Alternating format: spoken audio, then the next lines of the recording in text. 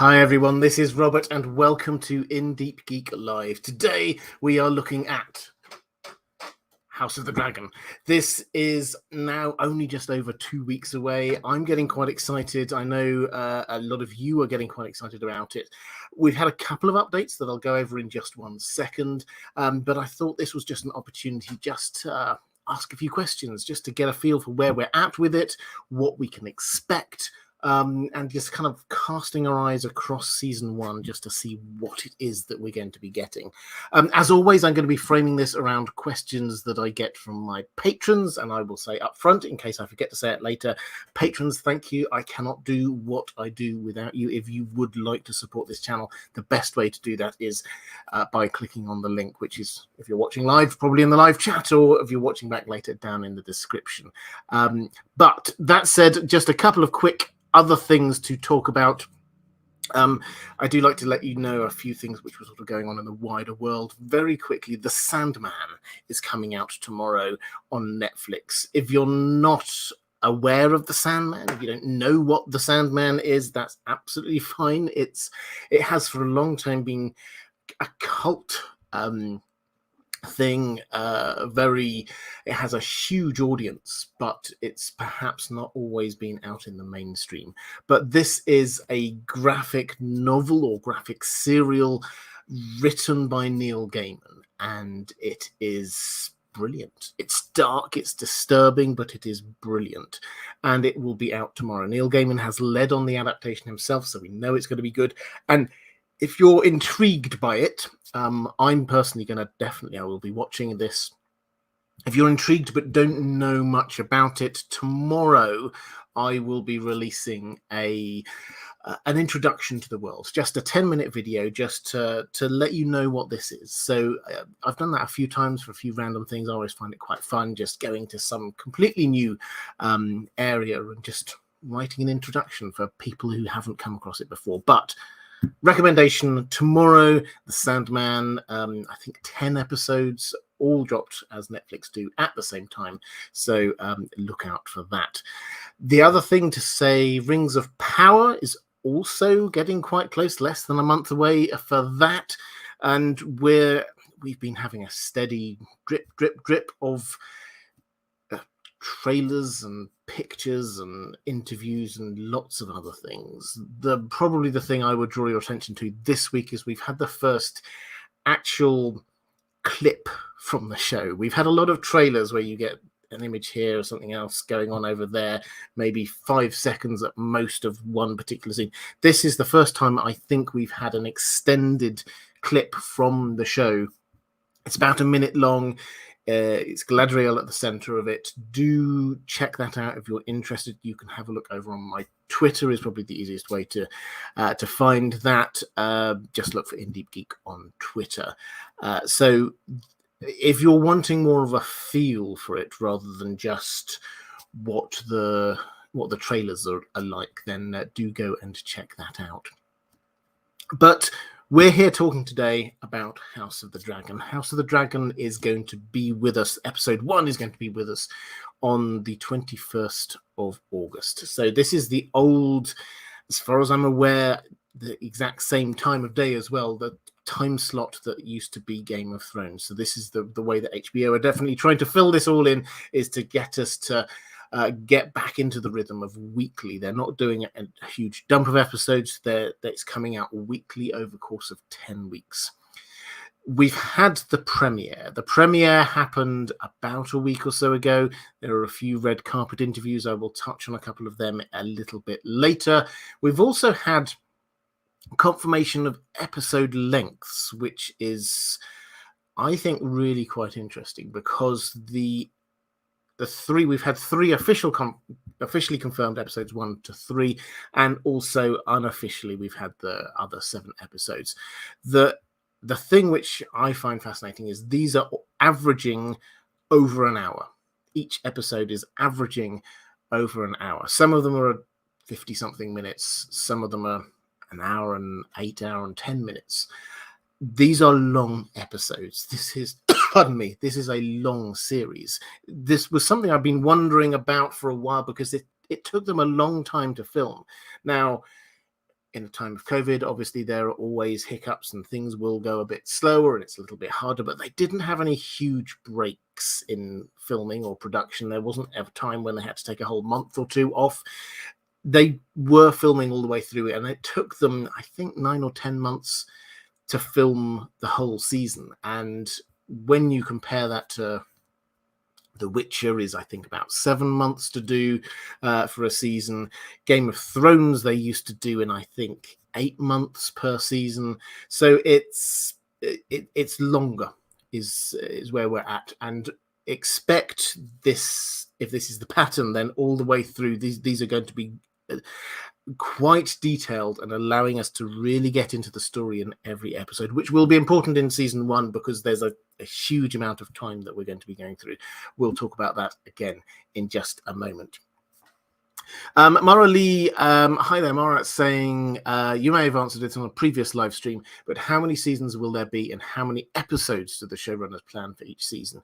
Well, we've got season 1 is at the moment the only one that has been confirmed as a season. I think it's almost a formality that season 2 is going to be greenlit. The amount of interest there is in House of the Dragon, that will surely get good viewing numbers, and that will allow them in the first week or two to get the publicity to say we're renewing this already.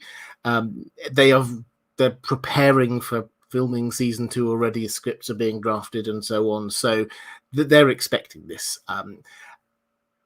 It's not officially been greenlit, but the amount of seasons, they haven't gone on record yet as saying exactly what it is. I would like it to be 5. I heard that ages ago. Now we hear 3 or 4. I would prefer 5 because I think that this is a story that needs a lot of storytelling. But then if the episodes are going to be longer, then maybe they can put in more per season. So that's where we're at. There is another nuance on that I will come to in just one moment. But season 1, 10 episodes, released weekly all the way through to the beginning of November, I think it is, averaging an hour per episode. And Diego Godoy just following up on that, saying, hola, Robert, hola. I'm very much looking forward to your coverage of House of the Dragon. Thank you. I'm still a bit lost with the timeline of the show, especially at the beginning. Should we expect the children of Rhaenyra and Daemon to appear in season 1? And the short answer is yes.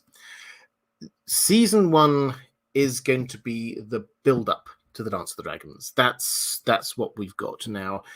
We've been told, George R. R. Martin has told us, that it opens with the Great Council of 101. Now, that is 28 years before the start of hostilities in the Dance of the Dragons.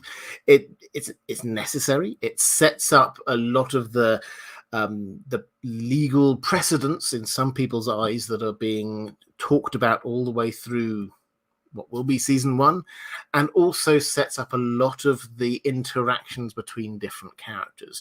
What is the situation between Rhaenys and Viserys? Well, we need to know that Viserys was made king when some people thought perhaps Rhaenys should have been made queen. What about Corlys Velaryon? He feels that his family has been overlooked by the outbreak of the Dance of the Dragons 3-4 times by then, and this is one of them. So he is a man with a grievance. So a lot of these storylines and arcs are set up in 101, but then the season 1 will be covering a large chunk of time, and the way they're doing this is that there will come a point where they'll do a big jump. They've got, for some of the main characters, particularly thinking of people like Alicent and Rhaenyra, they've got younger actors, teenage actors, and then older actors to be the second half of the season. So expect there to be a jump somewhere around episode 5, and all of it is the build up to the outbreak of hostilities. Where will it go up to? We don't know exactly where it's going to go up to, but given what we've seen in the trailers, I think there's a fair chance that sort of one of the closing shots is going to be people like Daemon and Rhaenyra gazing moodily out from Dragonstone towards King's Landing. War is about to really kick off. There are a few possible places they could end it, with the declaration of Aegon II as king, with the Green Council, the Black Council, maybe the battle over Shipbreaker Bay, maybe even Blood and Cheese. They could end it at any of those moments for a kind of a dramatic arc leading up to the outbreak of hostilities. But that is where we're going. We've got 10 episodes. How we got to all-out civil war. Had a few super chats, I think, just as we're starting up. Marvin Martin asking if Targaryens have lizard babies is the opposite with dragon eggs, which is a really interesting question. Yeah, so we see this throughout Targaryen family history, is that sometimes Targaryen babies are born the way the Maesters put it, deformed babies. Some of them have got scaly skin, a tail, maybe even like bat-like wings, and they generally don't survive. Either they just die or they are killed.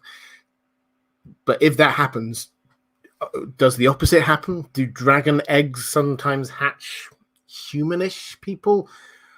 We've not ever heard of it, but it's an interesting idea. So no, as far as we're aware, but we haven't evidence that it never happened. Daenerys Targaryen saying, made it to a live. Welcome. And particularly if you're not normally here for live streams, or this is your first time, particular welcome to you. Do please get involved in the chat. I've got some fantastic moderators, I will say up front. Moderators, thank you. I know you do an amazing job. And if you are there in the chat, send them a little bit of love. Kieran Grant saying, did I get invited to watch the first episode? Sadly, no, I did not. But I'm very happy for those people who did. Mara Lee saying, thank you very much, Mara, saying, just a show of love and support for the fabulous content and merch. Looking forward to the Tom Bombadil song when the channel reaches 400k subscribers. Love you. You're the best. Hugs to Dan the dog. Well, thank you very much. Yes, the Tom Bombadil song is probably quite imminent. If you're new to the channel, this is a thing I do for my moderators. When we reach milestones, I indulge them with some of their whims, and they asked this time when we hit 400,000, they've asked me to sing a Tom Bombadil song. If you're a fan of good music, I highly recommend you skip over that. Maybe next week. We'll have to see. Sanguini saying, where do you think the show will end? My bet is the end of the Hour of the Wolf. Cregan Stark saying, time to go home, with the Winterfell theme. Yeah, so I think last time I was talking about House of the Dragon, that was the exact same conclusion I came to. That I think that is the right time to end this. The battle itself, you could end it with Rhaenyra's death, perhaps. But the Hour of the Wolf, when Cregan Stark goes and the Regency is basically being set up, and they've managed to avert the war carrying on, that for me, that's the end of the story. So, yes, and there's that quote, as you say, when Cregan Stark, who, for those who are unaware, the Starks aren't involved in much of the Dance of the Dragons, but Cregan Stark agrees to send his forces. Takes him an age. It's now winter time. It takes him an age to gather all of the north together. They march all the way down south, just in time, really, the end of the war. And so he just turns up, and everybody else is just sort of staggering around, devastation everywhere. He just comes in and absolutely bosses the scene for a couple of weeks or so, and then he says, right, time to go home. and then he goes away again. So that would be the time for me when this should end. Mara Lee, thank you very much for the super sticker. Uber Melon saying, hi Robert, are you excited for the new series, or are you worried it might drag on? No, I'm excited for this. It's it's something I've been really looking forward to for a very long time. It is. It feels like a while since we've had a 10-episode season of something. That it has been a long time since we've had that. The Witcher's tended to be 8 episodes. Wheel of Time has been 8 episodes. Obviously, the last couple of seasons of Game of Thrones, they reduced down the number of episodes to 7 and then 6. So it does feel as if the industry standard has been cut down from 10 episodes to 6, 7, 8. And this is going back up to 10. I'm really excited. This is a story I love, and I cannot wait to see it on screen. So I don't think it's going to drag, personally. There is a lot of story in there, and there are a lot of characters in there that I'm really looking forward to seeing. Refractory Rambling saying, I may or may not have been looking to see if you slipped into the Sandman premiere. I did not. No, my premiere... I was invited to. This is. I should probably say there are a very small number of random perks of doing what I do. One of them is occasionally the big companies decide they want to get people like me and try and sort of show us things like that. And so Wheel of Time, I did go to the Wheel of Time premiere, which was great. I suspect they might have been hoping I was going to cover it, and I didn't. But I've not. As of this moment, I've got no invites to any premieres anywhere. I wasn't at the Sandman one. I wasn't at House of the Dragon. So no. Sam Klontz the second with a super chat says message retracted. I don't know whether that was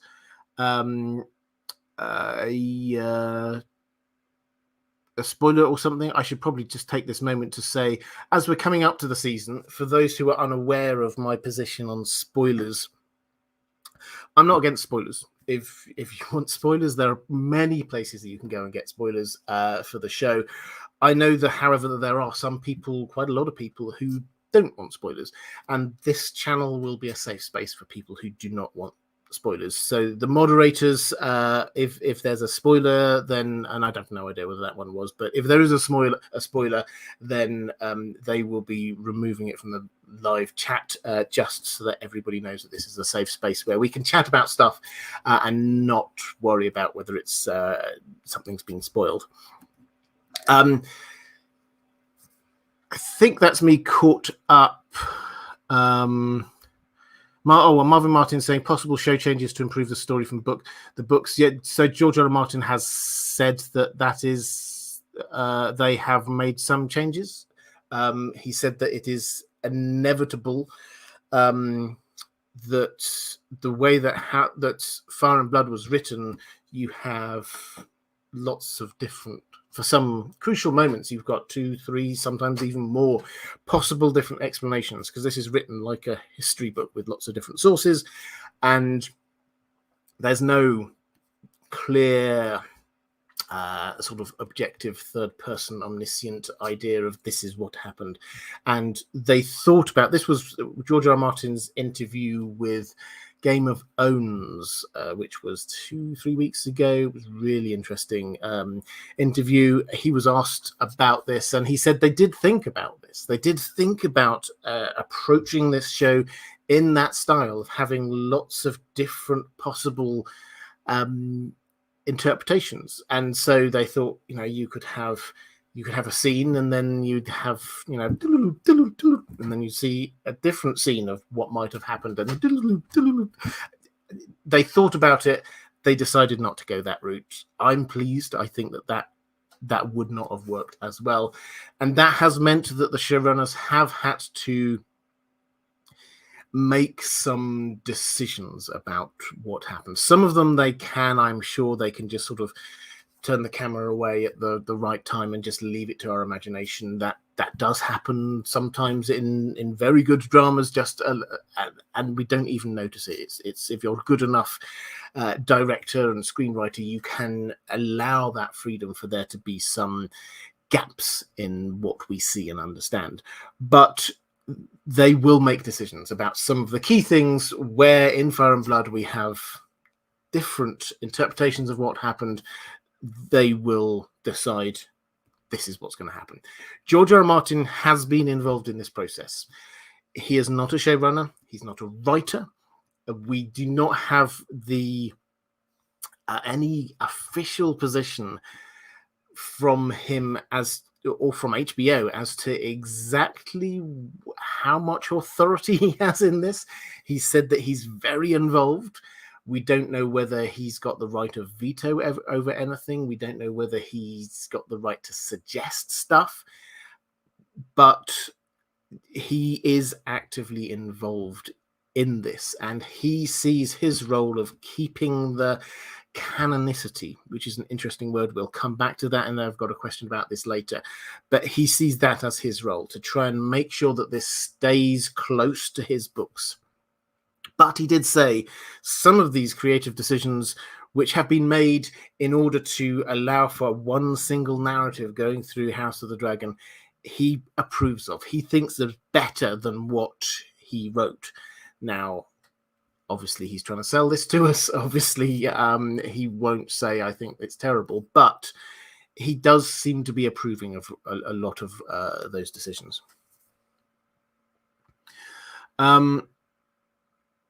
Yeah, Omar Foster just saying, love the channel. Thank you. Do you know anything about the music for House of the Dragon? Will the theme song be a version of Dany's theme from Game of Thrones? We have not heard the theme song or the theme animation or anything yet. We've not had that yet. It is the same composer, though. So expect it to have a Game of Thrones feel to it, but it's not going to be the same theme tune. I'm absolutely certain of that. Oh, not absolutely, reasonably certain of that one. So Diego Godoy, sorry, I got a bit sidetracked there, but to finish off your question, you were specifically asking if the children of Rhaenyra and Daemon will appear in season 1. Yes, they will. Or they will be there. They won't have major roles, but they will definitely be there. Ruven Derenda saying, how will you cover House of the Dragon? Pre-shows, post-shows, live streams a few days later, trailer breakdowns, etc. Well, I don't know if I've said this fully yet. I have now worked it out. Obviously, there are 2 shows that I will be covering at the same time, House of the Dragon and The Rings of Power. House of the Dragon starts a couple of weeks earlier, but this is what I'm planning for House of the Dragon.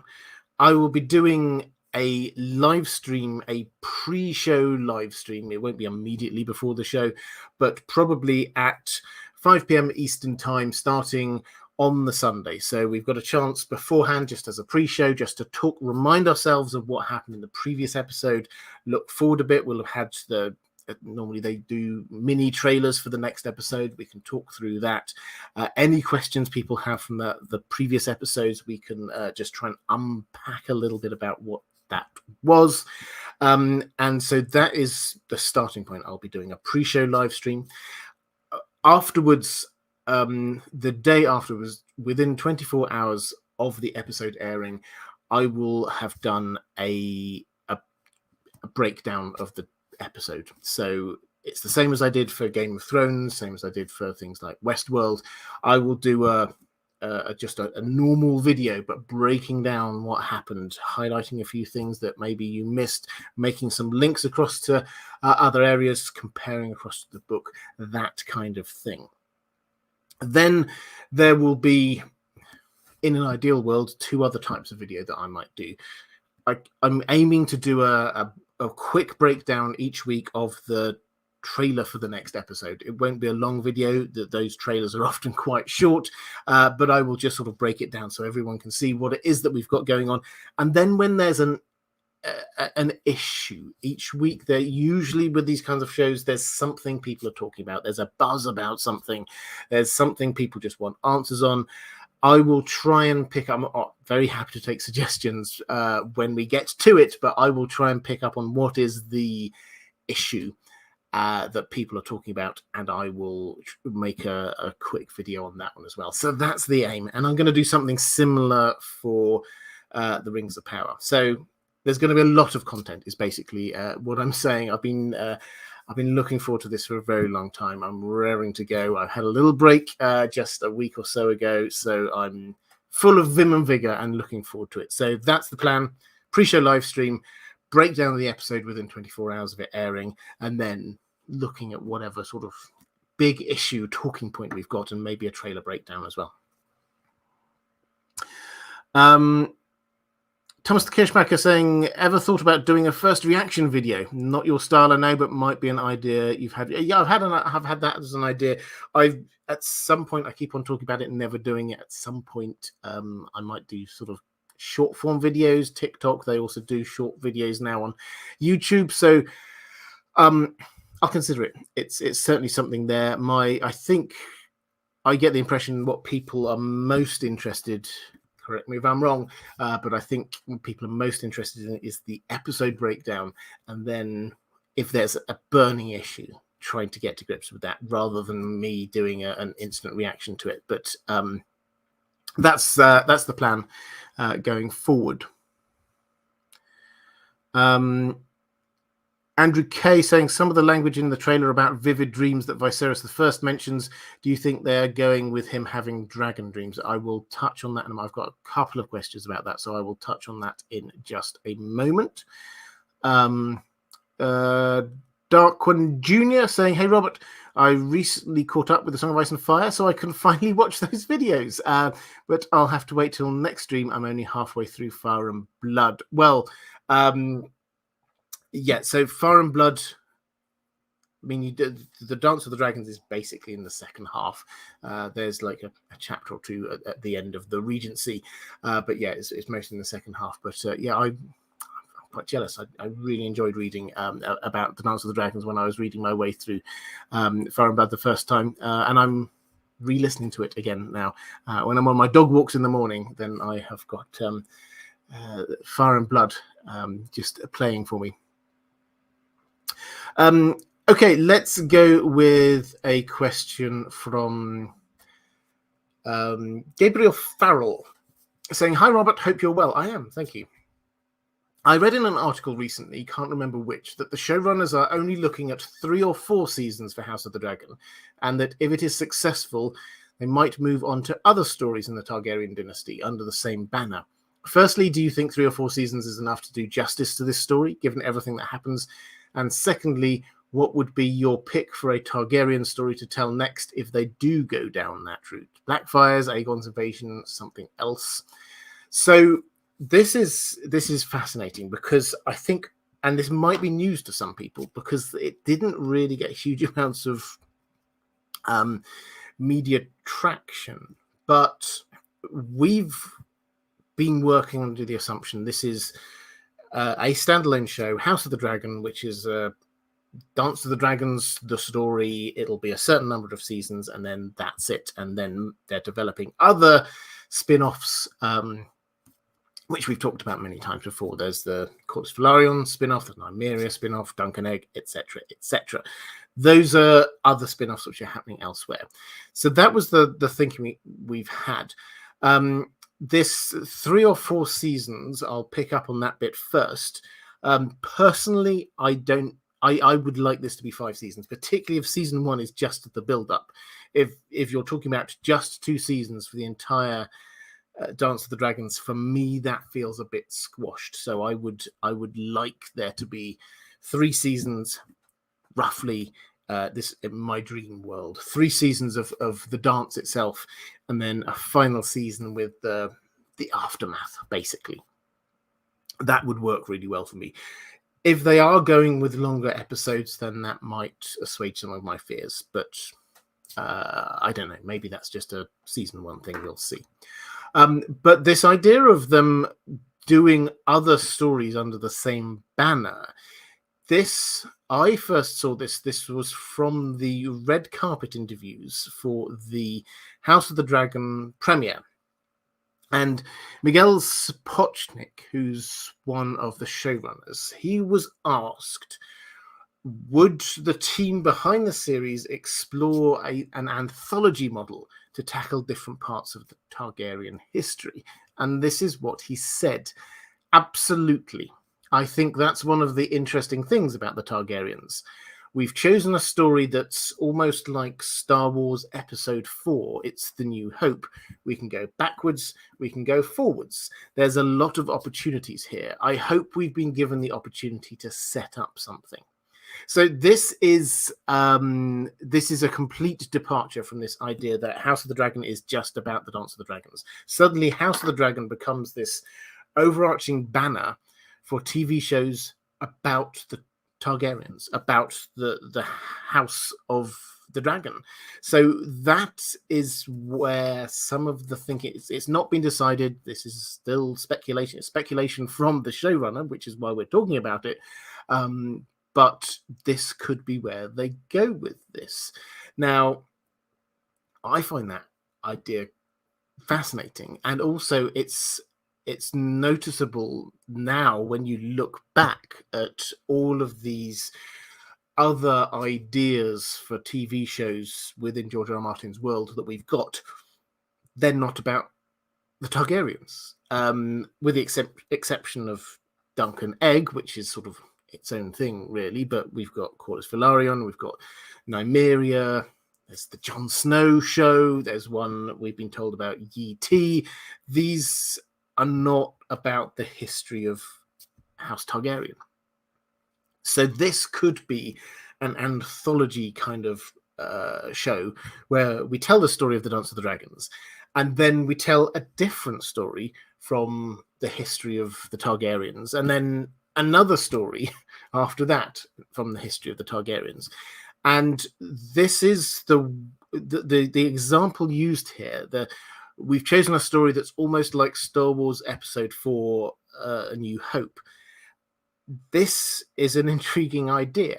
I think they're not saying we want to make something that's like Star Wars. That's not what we're talking about here. They're talking about the principle that you do your set piece in the middle of the story, because George Lucas called it Part 4 straight from the off. It was like, this is in the middle of this huge story that he was wanting to tell.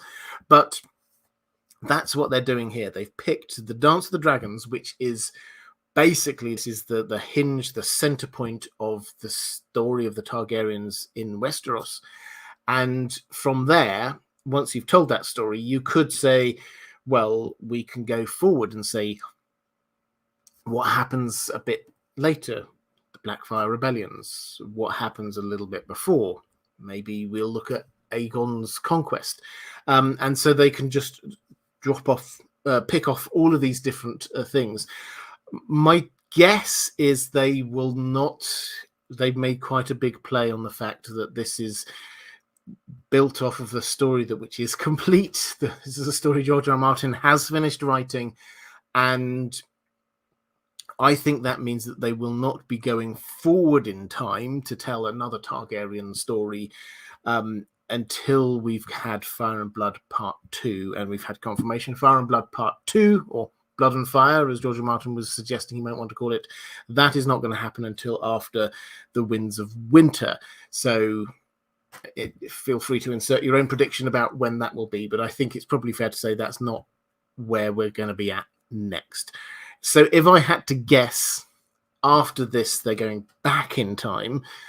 If this is the route they go, again, no confirmation, just some speculation from one of the showrunners, but they would go back in time. What stories could they do from there? Well, what do we have in Fire and Blood Part 1?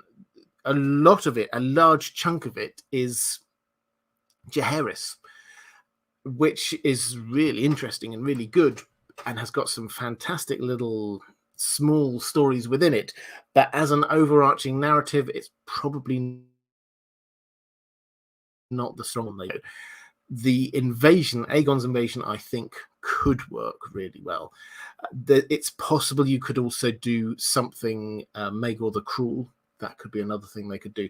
The one I would love them to do, which is I think unlikely, is the Regency. I found that so fascinating. In Fire and Blood, the more times I read through Fire and Blood, the more I love that little part, which follows on from the Dance of the Dragons. And so you're still just thinking about the Dance of the Dragons, but it works really well. So that would be what I would love, but I suspect looking more likely that they're going to do something with Aegon's invasion or something like that. The brothers Crin saying, do you think it's possible the show leads to a show or movie about the first Blackfire Rebellion? I think they will definitely want to do Blackfire Rebellions, but not until he's written Fire and Blood Part 2. I'm reasonably certain they're not wanting to sort of go off into different realms there. Let's go to a question. So Murray saying, can you give us an idea how much we will see regarding the events leading up to the dance and how much we will see probably in the last season of the show? Well, I've talked about so season 1 is the build up to the dance. The last season of the show, what I have hinted at a couple of times so far, what I would like is for this to be the end.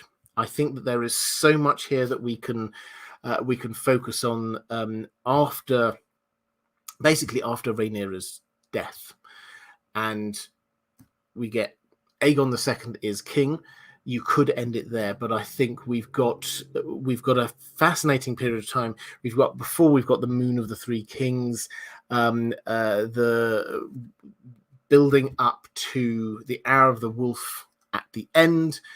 I think that and the storming of the Dragon Pit happened just before Rhaenyra headed off. We've got a lot of things going on there, which I think would be absolutely fascinating.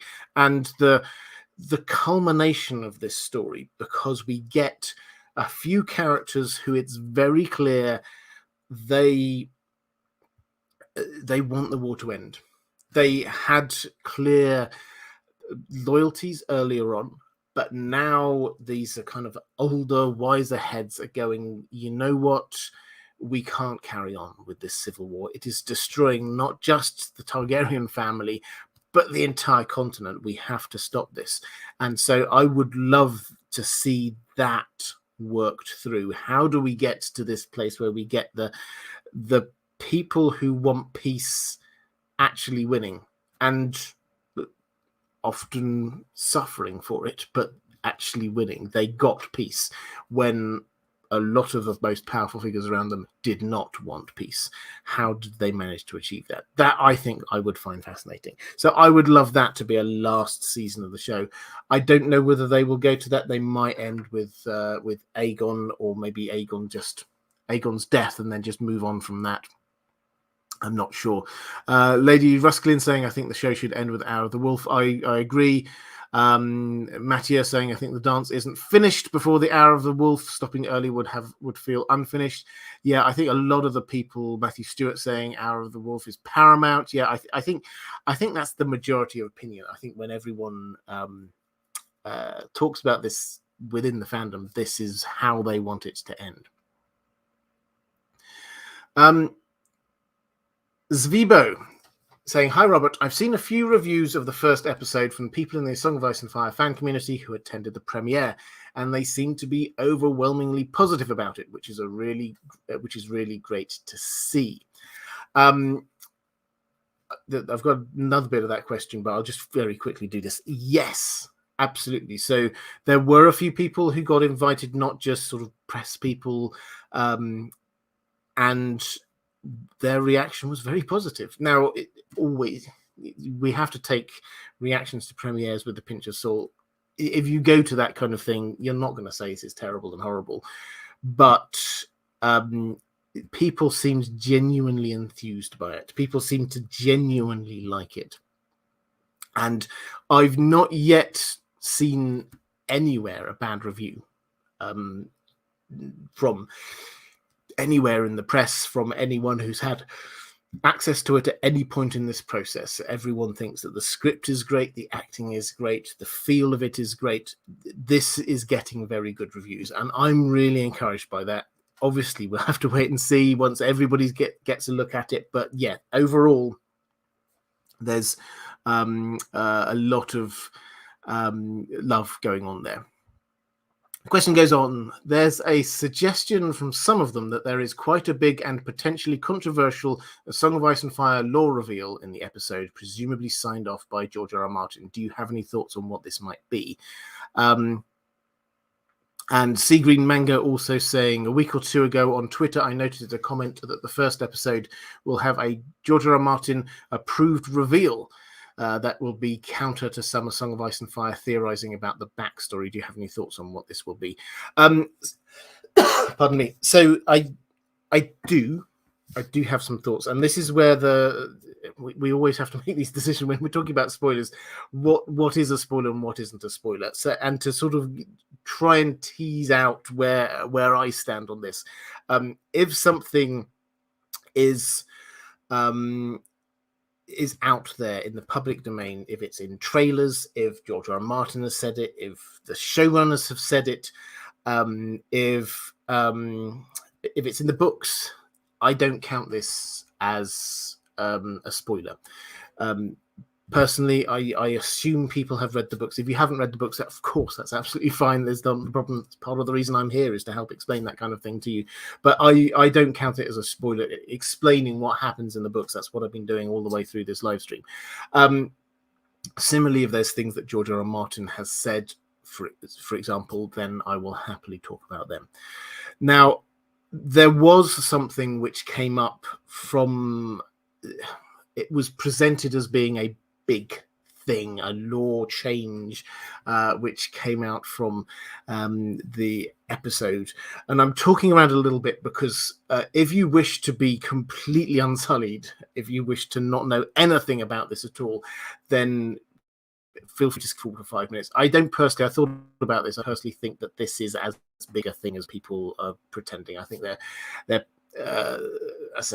it's interesting and it's intriguing, and it could have some bigger implications, law implications, but this is not new. There is nothing new here. This is something which has been speculated about for a long time. It's something George R. R. Martin has talked about. It's something that's in the trailers.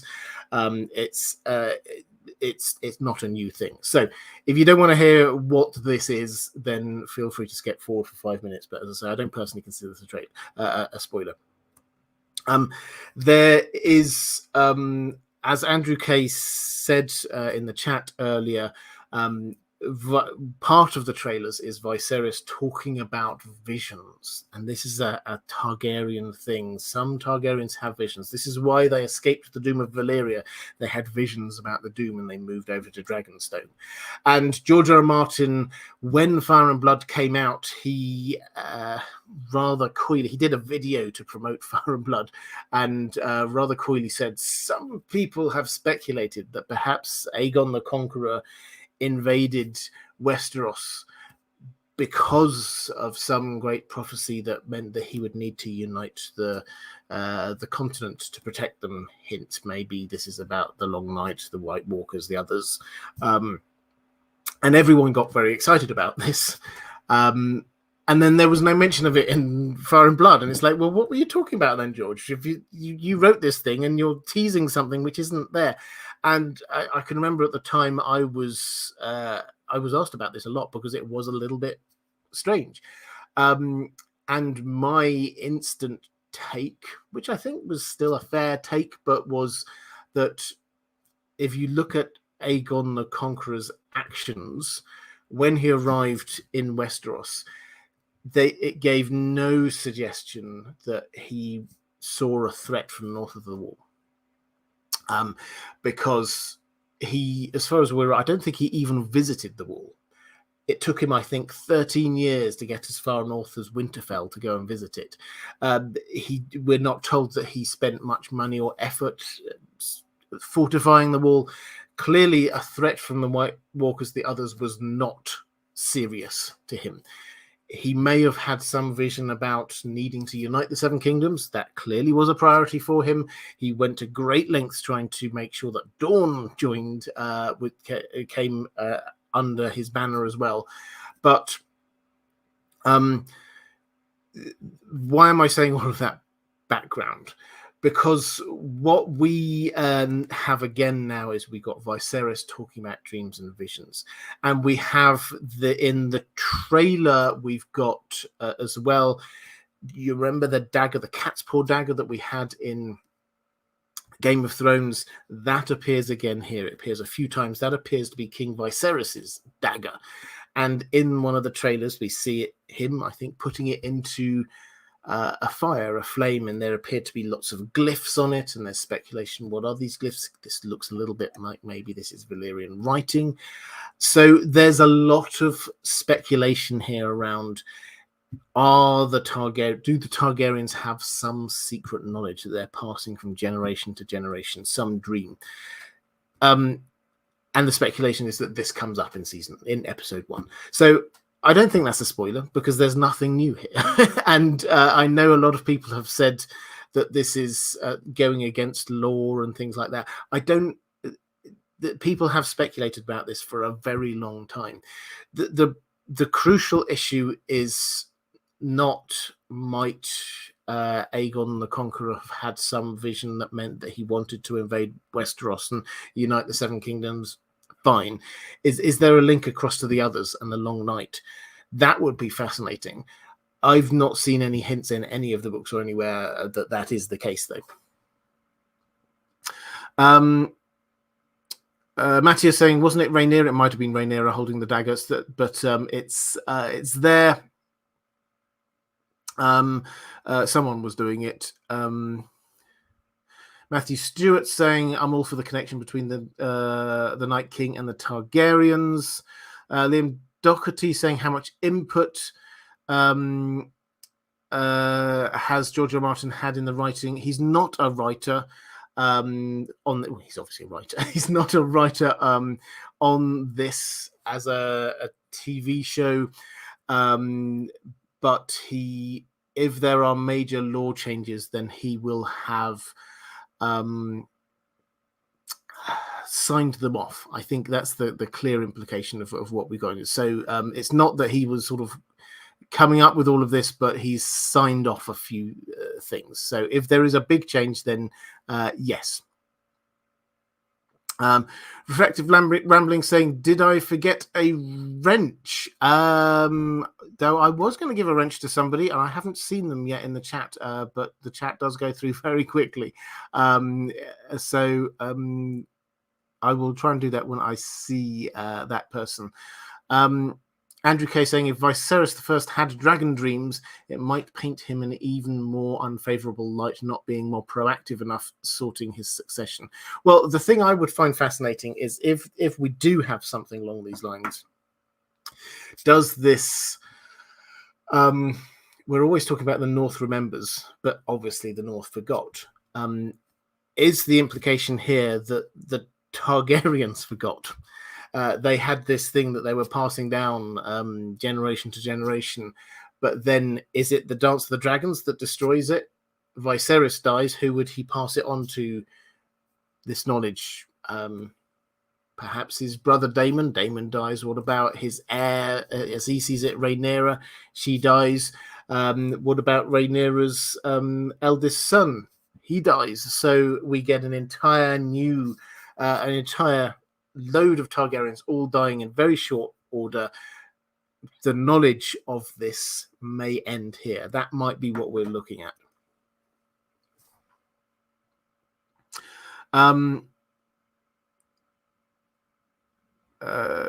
Let's go to a question from George R.R. Tolkien. Salutations, Robert. Salutations to you too. 2 weeks from House of the Dragon, 1 month from The Rings of Power, and only a day left before The Sandman comes out on Netflix. We geeks are indeed blessed this summer.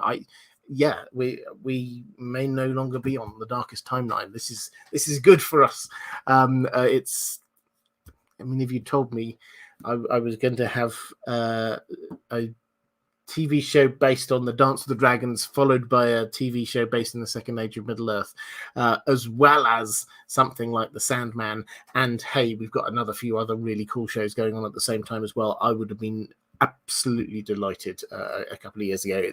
This is just as a complete aside, this is possible because of the success of Game of Thrones. That's what made all of these channels, networks decide, you know what, we're willing to spend huge amounts of money on big budget fantasy and science fiction, and it's working, and we're only going to get more. I know you love them all, but which in particular has you most excited? So I find this a really hard question because, and I get asked it a lot, which am I most excited about?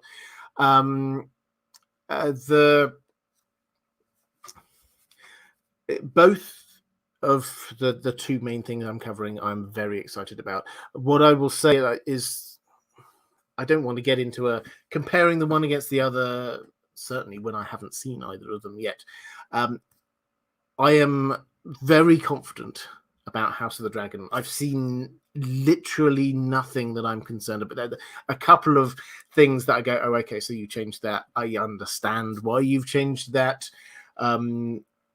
But nothing that makes me go, oh, this is going to miss the mark. Everything has felt right about it. I am very confident about House of the Dragon. Rings of Power is still a lot more of a mixed bag. There are some things which I think are amazing. They look fantastic.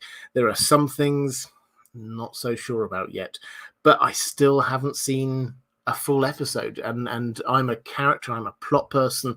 That's what I need to understand whether this is going to be a good show. I need to see the plot unravel and the characters interacting one with another. The potential is there. Second Age of Middle-earth is amazing. The potential is there for a fantastic set of stories there. But we'll have to wait and see. So I'm equally excited for both, but I've got slightly more confidence at the moment that I know that House of the Dragon is going to be good. Oh, apparently the person I was going to throw a wrench at is here. I just can't see them. Sorry, guys. When they surface in the chat, then I will make sure that I can drop that one in there. Okay, but further, George R.R. Tolkien saying, I would like to ask, do you think Rhaenyra would have actually killed Aegon II because he had a claim to the throne, even though he never wanted to be king? I think I remember him saying he wanted to respect his father's wishes, and Alicent convincing him that she, Rhaenyra, would have killed him so her sons would have a better claim. So this is an interesting one. The situation is not static. It changes over time. They started out, the two of them were quite close to start with. And then the relationship does shift over time. Would Rhaenyra have killed Aegon, who became Aegon II, early on? Well, absolutely not. And all the way through to the point at which he was crowned king, then I think the answer is no. Not for somebody who she thought was a false claimant. And Rhaenyra, let's not forget, had not only had she been proclaimed the heir by the king, her father, Viserys, also the lords of the land had all sworn fealty to her. They'd all accepted her. So she thought that she was the rightful heir. She thought she was going to inherit. So I'm sure that that there wasn't a threat. As much as there was tension, as much as it got really quite heated, she thought it doesn't matter because I'm going to rule. So that doesn't matter. Would Daemon, you asked whether Daemon would, yeah, Daemon definitely. I don't think there's much Daemon wouldn't have done. But when we get the declaration of war, or before even the declaration of war, once the Aegon II has been crowned and the news gets to Dragonstone, it gets to Rhaenyra, and emissaries get sent. It was the Archmaester, I think, who went across, who gives the news, and Rhaenyra says, "Tell my half brother," that's Aegon, "tell my half brother that I will have my throne, or I will have his head." I think by that point she is so angry that she would definitely kill him. She was willing to let him back down, but she was definitely willing to kill him at that point. Daemon will have been egging her on. The news came while she was in childbirth, or pushed her into childbirth, and she lost that child. She's angry about that as well as everything else. So yes, definitely, she feels that what was her birthright has been taken away from her. Let's have a quick look through the chat. Happy birthday to Lucian. Lady Nymeria saying, I'm so excited to see Matt Smith in his role. Very curious. Matt Smith is playing Daemon Targaryen. And I know this was probably the most controversial, is probably the wrong say, but noted casting choice, because he is probably the most famous actor out of all of the people who are in the cast. And people know him very well from things like Doctor Who and The Crown. And so when he got cast as this central character who George R. R. Martin writes as being the most charismatic, dangerous, ridiculously proactive person, people were a bit uncertain. I've only heard good things about his performance. Again, from the people who saw the first episode, only good things about it. I never really doubted. I thought that he can do dark. He can clearly do moody, but yeah, he can do dark characters, and I think that and charismatic. So I think that there's every good. I'm looking forward to it, but every good chance for this.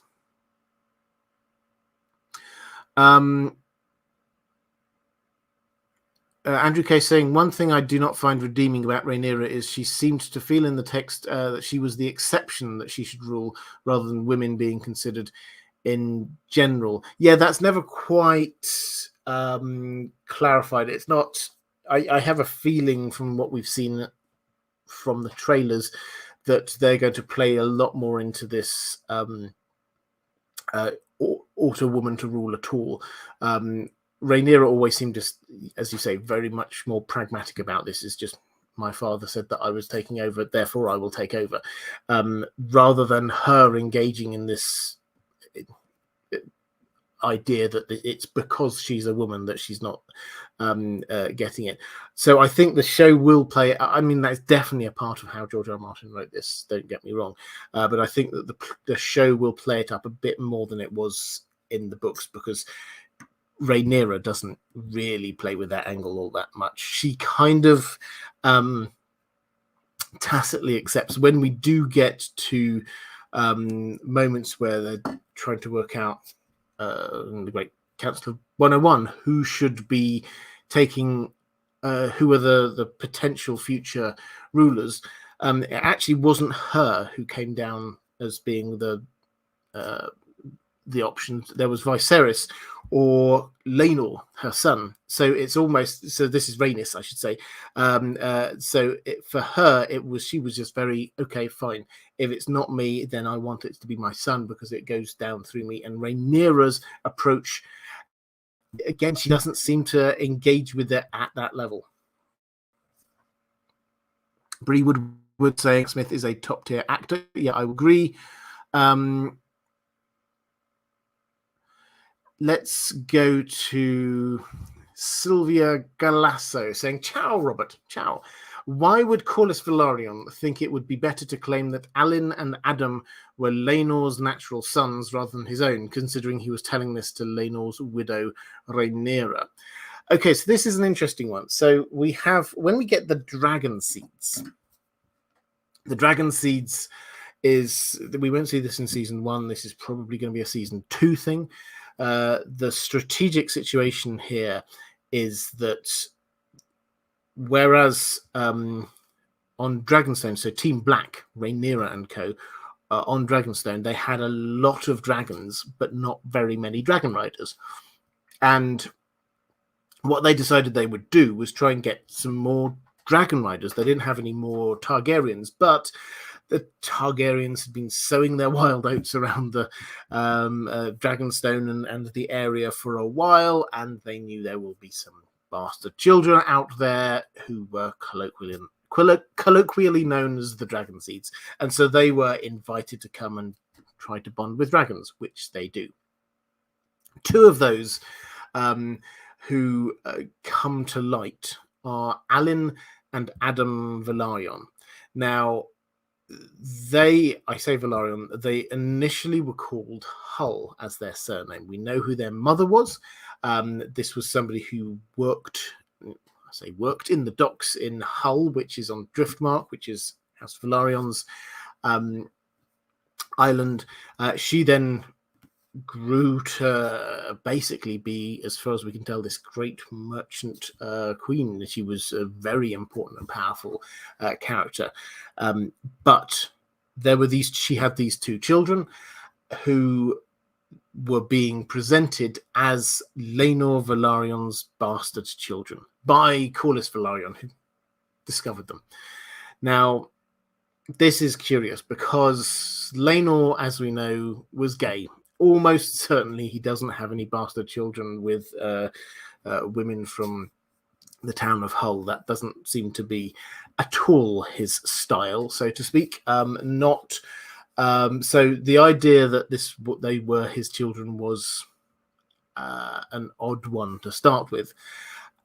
They were almost certainly Corlys's children, but he could not. And this is what the speculation within Fire and Blood, which makes sense to me, I think. While Rhaenys was alive, as long as his wife was alive, she was quite an indomitable character, the queen who never was. She was she was a dragon rider. She had lived to a great age. She'd been a part of most of the first century of Targaryen rule. She was not the kind of woman to be crossed. Corlys Velaryon almost certainly would not have wished her to know that he had some bastard children. So him keeping it secret that long was fine. But Rhaenys died, and then we have this call for the Dragon Seeds. Now, could he have just come out and said, "Oh, I've got some bastard children"? He could have done, but probably this was still just too fresh in his memory, and so he was happy to go with this idea of that this was his dead sons. There was no way you could trace it back, that no one could dispute it, and they still had the same Velaryon bloodline. Rhaenyra will have known that this was not the case, and I think almost everybody else will have known that this was not the case, but this was just Corlys covering his own back. So that, I think, is all. It is as simple as that. We've just got a husband not wishing to admit his infidelities before his wife, and then taking a little while to sort of like come around to the idea that maybe he could. And it's not like he suddenly says, "Yes, actually, they're now mine." It's only ever rumored. So that seems to be what's going on there.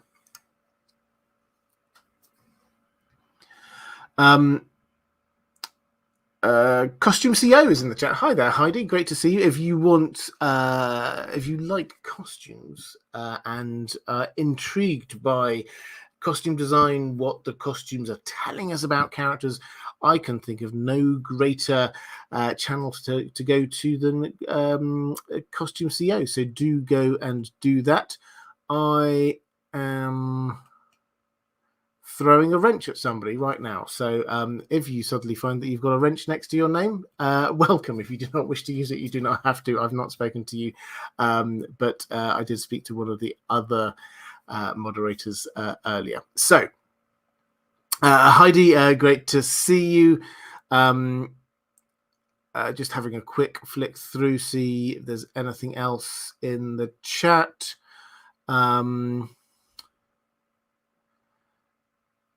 Lucas Sexton saying, actually watching live. Welcome, Lucas. And let's go back to some questions from my patrons. So Creative Branches saying, I'm very excited for the High Towers being in the limelight. Do you think House of the Dragon will get into their history much? Maybe we'll see inside the High Tower. It's possible. It's possible. So the House Hightower are really important as a family, really one of the most powerful and influential families there is. What we're told from around that time was that you get the Targaryens atop, but then underneath them, the three big and influential families are the Baratheons, the Velaryons, and the Hightowers. Now, the Baratheons and the Velaryons are both important because they have direct familial links in with the Targaryens. The Hightowers simply because they are an ancient family. They are a rich family. They are the family who are in charge of Oldtown, and this is where the Citadel is, the Maesters are. This was where the home of the Starry Sept. So until the Great Sept was built, this was the home base of the Faith of the Seven as well. They are hugely important and powerful. We didn't see them in Game of Thrones, which was a bit of a shame, but does reflect, I think, the fact that George R. R. Martin has kept them quite quiet in A Song of Ice and Fire as well. We will see more, I'm sure, in The Winds of Winter whenever we see that, but will we see them in the House of the Dragon, the TV show? Well, obviously the two main Hightowers, Otto Hightower and Alicent, but we will see them mainly in King's Landing, is my guess. There is a time when Otto sort of goes back and then returns again later, but mostly they're just in King's Landing. We do get one Targaryen who goes there. Daeron, one of Alicent's children, he goes off. He's sent, before we get to the Dance of the Dragons, he's sent off to be a squire, I think it is, down in Oldtown to the Hightowers. So we do have a way in. And then during the dance, he is on Tessarion, his dragon. He is part of the army, the Hightower army, that very, very, very slowly heads towards King's Landing. And that sort of moves along. So it's possible, I think probably not in season 1, but it's possible in season 2 we may get views of the Hightower, but not for long, unfortunately, because they leave it. Then they head out, and the story is not about what happens in Oldtown. This isn't a story about Oldtown. If we were talking a little bit earlier about possibility of an Aegon the Conqueror story, that is when we would see Oldtown and the Hightower. That is absolutely essential because it was the biggest city. That King's Landing was not around when Aegon conquered. Oldtown was the big city, and that was the one they had to capture. That was where he got crowned. That was they were one of the crucial families that had to be dealt with personally by Aegon.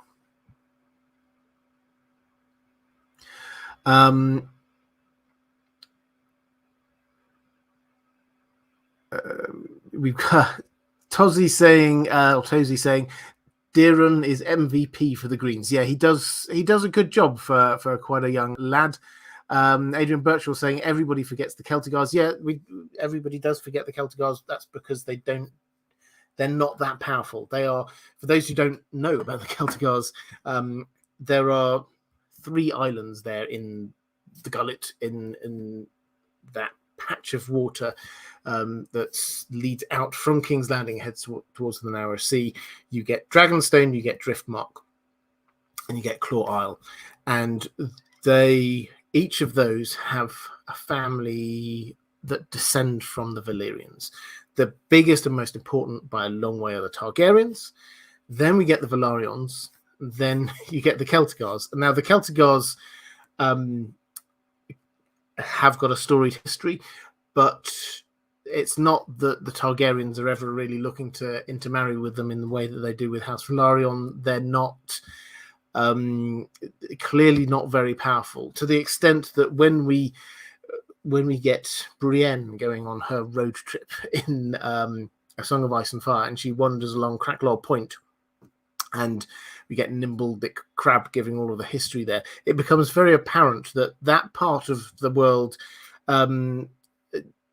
is claimed by House Celtigar as effectively one of their bannermen, but they don't think so, and they just refuse to give them any money, and clearly the Celtigars don't have the muscle to do anything about this. So House Celtigar are not a strong family. Mara Lee, thank you very much. Saying for the mods, thank you. And let's go to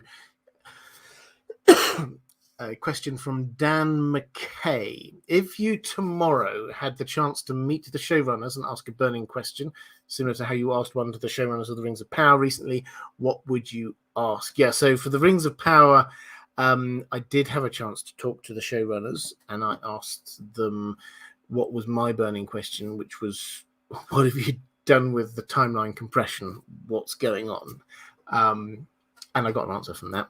This isn't a Rings of Power live stream, so I'm not going to go any further on that. But if I had the chance to ask a question of the showrunners here, what would it be? Well, first of all, I'm going to give a very quick plug to History of Westeros. History of Westeros are friends, collaborators with me here. In fact, the last few Song of Ice and Fire videos that have been on this channel have been co-produced with them. So, and I think we're probably going to try and do a couple of things as well during the season of House of the Dragon as well. Really good people, excellent content. Do check them out. One of the OGs of the world of content creation for A Song of Ice and Fire, and they have got an interview with Ryan Condal, one of the showrunners, coming up in, I don't know, 2-3 weeks time, something like that. And they put an open invite out on Twitter if anyone's got any questions they would like him to ask, so or like him to answer. So if you're, and I retweeted that, so again, probably the easiest way, if you want to engage with that, have a look for me on Twitter in Deep Geek, and then you'll see the link across to History of Westeros from there. But if I had a chance, I think the situation is that I'm not concerned in the same way, like with Rings of Power, there was a lot I didn't know. There's a lot I still don't know about what's happening with the Rings of Power. New stories, they're clearly doing things with the timeline. There was a lot I had to get clarified, and my priority was to try and understand what was going on with the timeline. I don't have those concerns with House of the Dragon. I don't have concerns that they're going to be mucking about with the timeline for House of the Dragon in little ways. For example, there is in the books, there's a 9-year difference in ages between Alicent and Rhaenyra. That doesn't look, so when Viserys remarried, Rhaenyra was just 9 and Alicent was 18. So this was a big difference, and that doesn't seem to be what they're doing on the TV show. I think they're trying to close the gap in their ages a bit. So there are some small changes that they seem to be making, but nothing huge. So instead, if they do have this wider remit that we've been speculating about, or they've been speculating about, and we talked about earlier, to cover House Targaryen more broadly, then I think I would want to get an understanding from them about their feeling about the Targaryens as a whole. Now, are they different and better? Are they part dragon? Are they special? Do they have this kind of particular role that is there, that destiny has drawn them to help save the Seven Kingdoms? What is it as a family? Is there something different and special, or are they just conquerors who come in and are they ride dragons so they can boss people around and make everyone do what they want? Is that all there is to this? So that's what I would want to do. I would want to try and tease out, is there, in their view, is there something different and special about the Targaryens? And if so, what exactly is it? Lady Nymeria, hi there, another fantastic content creator saying, don't know what it was, but in Deep Geek just set off my Google Home. I do apologize. A quick flick through Prairie Sky saying, like the idea about using the House of the Dragon title for Targaryen history rather than just the dance. Yeah, that works quite well for me as well. Cloaked One, I hope you're enjoying the wrench, and thank you very much. Saying we are the wrenches on the wall. Welcome to the world of moderators. Long overdue. I thought you already were one, I have to say. The shield that guards the realm of this community. I pledge my life and honor to IDG for this night and all the nights to come. You do me a great honor, Robert. Thank you. No, well, you're doing me a great honor if you're accepting. That's very kind. As I say, the moderators do a fantastic job, particularly if you're wanting to watch the live streams during the season. Spoilers will come thick and fast, and the moderators do an amazing job just to keep this as a safe space, and also as a safe space generally. I'm really focused on making sure that the chat and the community here is a safe space for anyone. Whoever you are welcome. This is the key thing for the moderators here is that they are just shutting down any abuse and any spam, any horrible stuff. They're just trying to create a safe and happy atmosphere. And the Dragon Demands is also in the chat. Hi there, Dragon Demands, another excellent content creator. In fact, if you're looking for the inside track, I said there are plenty of places with sort of leaks and spoilers, and Dragon Demands is one of the places who gets them. So do check out that channel. Saying, I think they're lowballing it. No way they can do it in less than 5. I assume you're talking about seasons. Yeah, I tend to the view of 5 seasons, but it really does depend. If we have got hour-plus long episodes, 10 episodes per season, maybe they can do it a little bit less. T.A. Thor, was there a precursor to the gold cloaks in Old Town or elsewhere, or did the Targaryens found them? They didn't found them. So there are, I think we're told in Lannisport and Old Town there are town guards, which are basically paid for by the Lannisters and the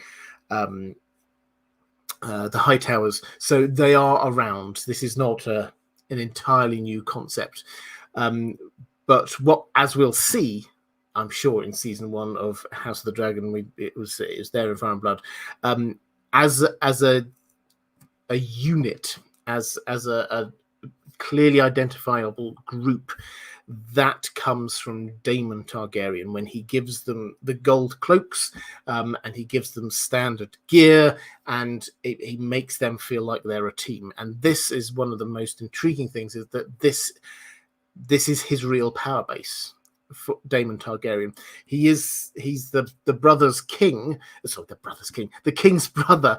But he is his real power base is he was the Lord of Fleabottom. He was the person who the small folk knew. He had the gold cloaks at his back. That was where his real power base was. Austin Flowers saying Dunk thinks he should join the Lannisport Guard before he decides to take up Arlen's arms. Yes, that's not a job for a knight, of course. So he was not thinking of himself as a knight at that point.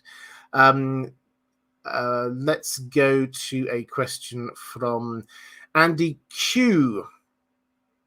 Do you think Sarah Snow really existed? And if so, what happened to her? Can mushrooms' tales be trusted, or are they embellished with a grain of truth? It makes sense that he was overlooked and learned things he shouldn't have done. Yes, so the there's a few layers to this. Mushroom, for those unaware, mushroom is one of the sources that is used within Fire and Blood, and he is the source that the maester who has written Fire and Blood in World. He uses Mushroom, who is the court fool, a dwarf, but his tales are always salacious, sensational. They're always the lewdest and most exotic possible solutions to what was going on. Now, this is often compared across to the Septon, and we get this kind of like Septon Eustace is the very different feels, very prudish, not at all prudish, and the truth is often somewhere in between. I did 2 or 3 weeks ago. I did go through a few of the key instances in Fire and Blood where the two accounts differ, and I tried to come to an understanding of which I thought was right, and came to the conclusion that sometimes Mushroom very clearly is just making stuff up, but sometimes, yeah, we can trust him. It's not like Mushroom's always right. As much as we might like that idea, but he is often, as you say, he is often the person who's overlooked, who hears stuff that other people do not know that anyone is listening to. So, Sarah Snow, this is a story we're not going to come to until season 2.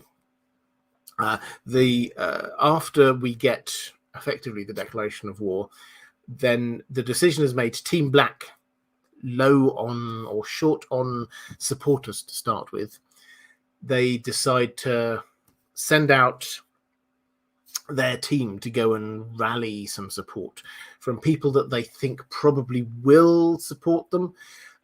So we get Lucerys goes down to Storm's End. Things happen there, but we get Jacaerys, who heads up, and he goes to White Harbour. He goes to the Three Sisters, which always seems like a slightly odd stop, and he ends up going to Winterfell, getting the support of the North. Now, he spends a reasonable amount of time at Winterfell. We read about this in Fire and Blood, and eventually he does come to an agreement. Cregan Stark will gather the banners, and he will come down and he will support Team Black. So that's, as far as the official account goes, that's it. However, Mushroom adds in lots of extra detail. Mushroom wasn't there. It has to be said. Mushroom was not there. So he's not an eyewitness account. But he gets a lot of salacious details. One of these is Sarah Snow, who we're told was bastard daughter of the Lord of Winterfell. And then Jace does falls in love with her, and they secretly marry, and then of course he has to fly back again. And this is the question: did this actually happen, or is this just Mushroom making stuff up? Well, I mean, it's entirely feasible that there was a Sarah Snow. It's entirely feasible that something like that did happen, but we'll never know. What I will find fascinating is the extent to which they will cover this in season 2, because this is not. It's important that he gets up there and he gets the Starks on board, and the Starks come down, because right at the end we do have to have Cregan Stark arriving for the Hour of the Wolf. That is plot important. The other stuff is not as plot important. And if they wish to show somebody falling in love and getting married and then leaving, that you'd have to give that more than an episode. You'd have to give that a period of time. So it will be intriguing whether they actually do follow that up. I think they will at least hint of it, because it's just too interesting a story. Go to question from Vincent Anthony. Which show are you more excited for, House of the Dragon or Rings of Power? I did answer that one in quite a lot of depth a little bit earlier. I'm excited for both of them. I'm more confident about the House of the Dragon. Lewis Southern, are dragons smarter than people? Do they understand war, or do they just imitate the emotions of who they bond with? Now, I did have a question from one of my patrons about this. I probably won't be able to find it. Okay, no, I can't find it. Oh yeah, Dan McKay, here we go. I think Tyrion says that some people have said that dragons are actually intelligent. Do I remember correctly that some maesters have said they are as smart as humans, but we don't really see much evidence of intelligence in the books, do we? What kind of intelligence do they have? Do they understand speech? I bet that the individual differences among dragons will be prominent in the TV show, so maybe some will be smarter than others. So, are dragons smart? Not, it would appear, as smart as, say, Smaug in The Hobbit, who is written as being very, very clever. George, I'm sure, I was doing a little bit of prep for this. I am sure I have read somewhere George R. R. Martin say they're about as clever as dogs, but I can't find that reference. If anyone can find that reference, I would love to see it, because I'm now doubting myself whether that was a thing that he said. But that was my general understanding. Now, are they cleverer than humans? Well, I think they are magical beings, and the way that they are written is that this is a different kind of intelligence. They are very sort of animalistic. But they understand and they emote with their owner, and they understand what's going on there. Do they understand human words? Well, some they appear to. But are they more intelligent than humans? I think the answer is no. But they definitely have an intelligence to them. Do they understand war, or do they just imitate the emotions of who they bond with? I don't think they imitate them. I think that the bond means that they have those emotions as well, in the same way that Dany's emotions would get affected by Drogon. It works both ways. Pierre Davis saying, with the announcement of House of the Dragon possibly being an anthology series, what is the next story do you want to see told? Yeah, I covered this a bit earlier as well, but it's not an announcement yet. I think is the first thing to say. This was something that one of the showrunners said was a possibility in a red carpet interview. So what is the next story up? I'd actually really like to start at the beginning, start at Aegon the Conquest and move forward. I don't like the idea that you can just like sort of dot about there. I quite like the idea of telling the whole story and start at the beginning and move your way through, and maybe not cover everything. I accept that you can have Aegon the Conqueror, then maybe you have Maegor. You can leave out a little bit there. You can probably leave out quite a lot of Jaehaerys, because a time of peace isn't always the best for a TV show. Then we've got the Dance of the Dragons. I would love one on the Regency, Blackfire Rebellion, so we can pick out where the key points are in all of this. But I'd like it to start at the beginning. Okay, let's go to a question from Lawnduck20 saying, hi Robert, Septon Eustace. Did I say Septon Eustace before? I can't remember. Anyway, and Mushroom differ on who spurned who between Rhaenyra and Sir Criston Cole. Do you think House of the Dragon will show this? And if they do, are we to take the outcome as truth for the book world, or is it just the TV show version? Thanks. Okay, so there are lots of layers to this, and I think this is a really interesting example to show how this is going to work and how this is different to the books. For those who are unaware, something happened between Rhaenyra and Criston Cole. He was her champion. He was by her side all the time. He was Lord Commander of the Kingsguard. Something happened at the time of her engagement to and marriage to Laenor, and after that, his allegiances flipped completely, and suddenly he was very much on Team Green. He was on Alicent's side against Rhaenyra. Something happened to prompt that. So this is such an important and such a huge shift in character that you cannot just ignore it. They cannot gloss over it. We've already discussed the fact that the showrunners briefly considered the idea of showing a few different versions of the same event as per the books, and then decided not to. I think that was a good idea. So they're going to have to decide something. Now, what they could do is just pan the camera away. The fact that they had some sort of a crush on one another, or they lusted after one another, or something like that, is going to be clear. Then you could have them in a room, the door closes, we don't actually see what happens, and then we're left to speculate. They could do that. If you've got a great writer, if you've got a great director and producer, then you can do that in a way that doesn't feel like you're cheating the audience. But George R. R. Martin has said that there are some things that he wrote lots of different routes through, or possible solutions to, and they've gone for something completely different, and he thinks better.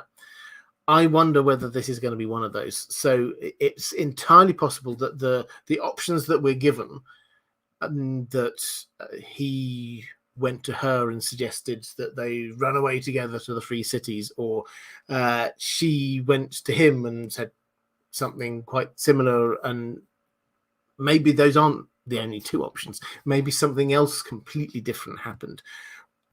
We don't know. We will have to wait and see. But pardon me. So that, I think, is that's the framework. The question underneath that you're asking, are we to take the outcome as truth for the book world, or is it just the TV show version? Well, this is a tricky one, because this is just, yes, this is going to be, this is what the TV show version is the bottom line. This is the TV show version. The books are slightly different, giving us different options.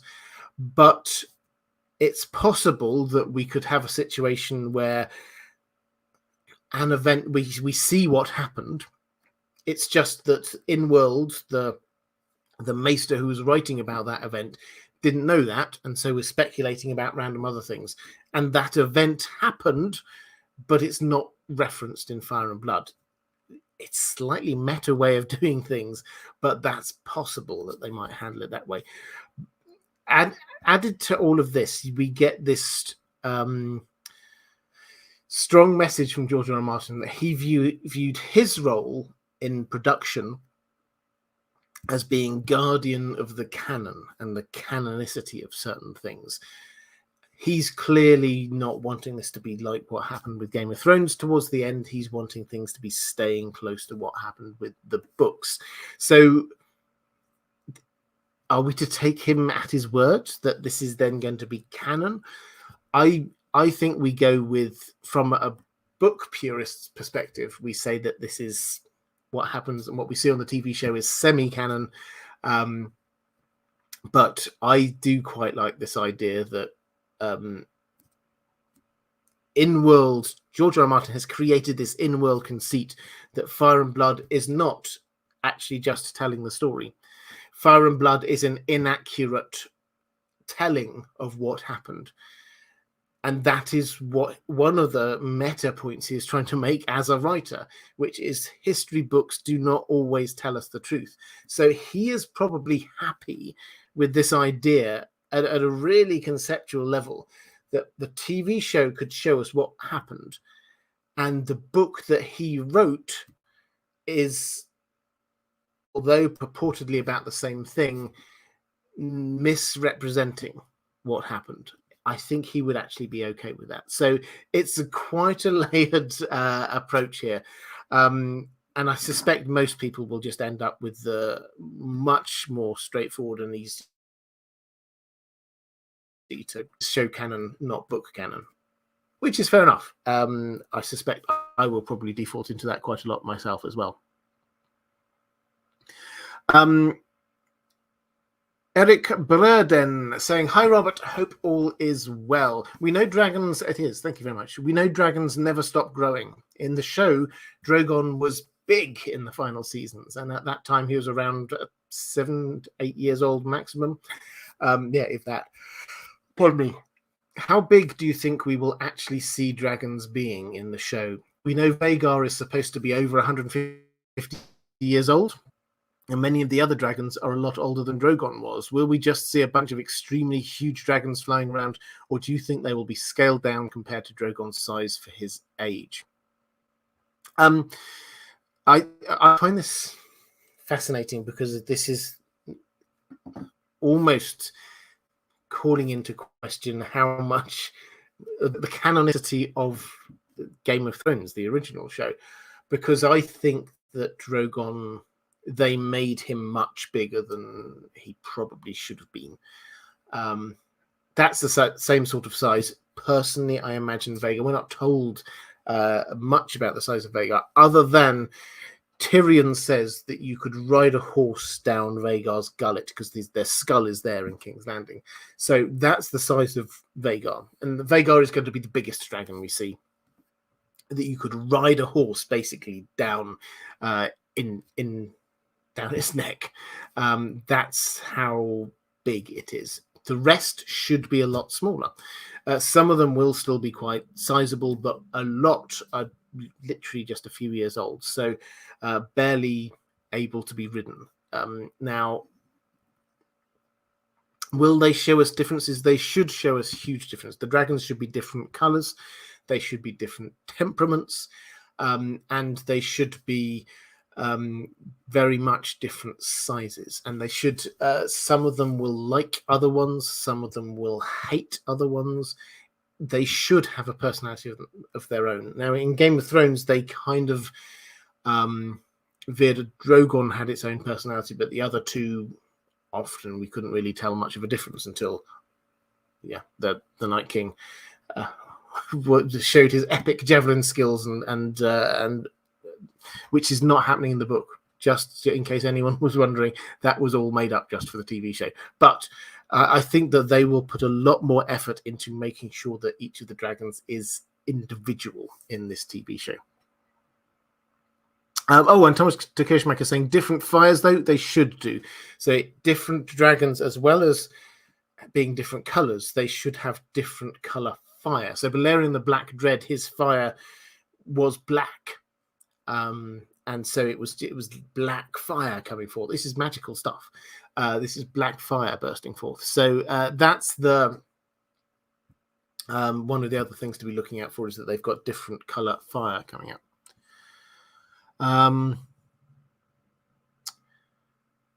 Johnny Seriani or Keriani. My question has to do with one of my favorite characters, the Clubfoot. This is Larys Strong, Larys the Clubfoot.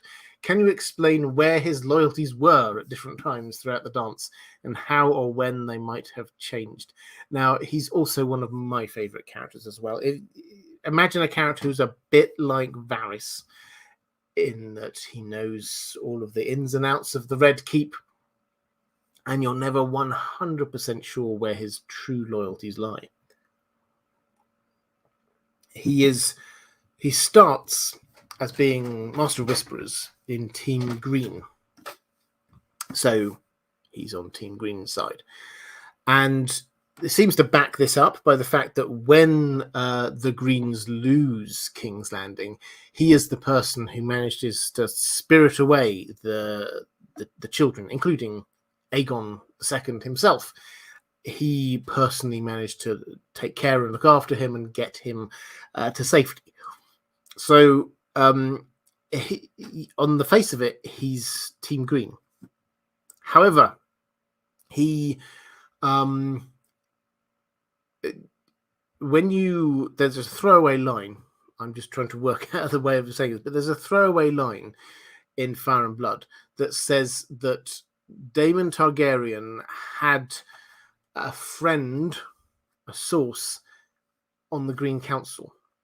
And when you work your way through who was on the Green Council, actually the only person really looking likely or possible is Larys the Clubfoot Strong. So was he a double agent? Well, it seems possible, because certainly towards the end, he is not. The blacks could have done terrible things to him, but didn't.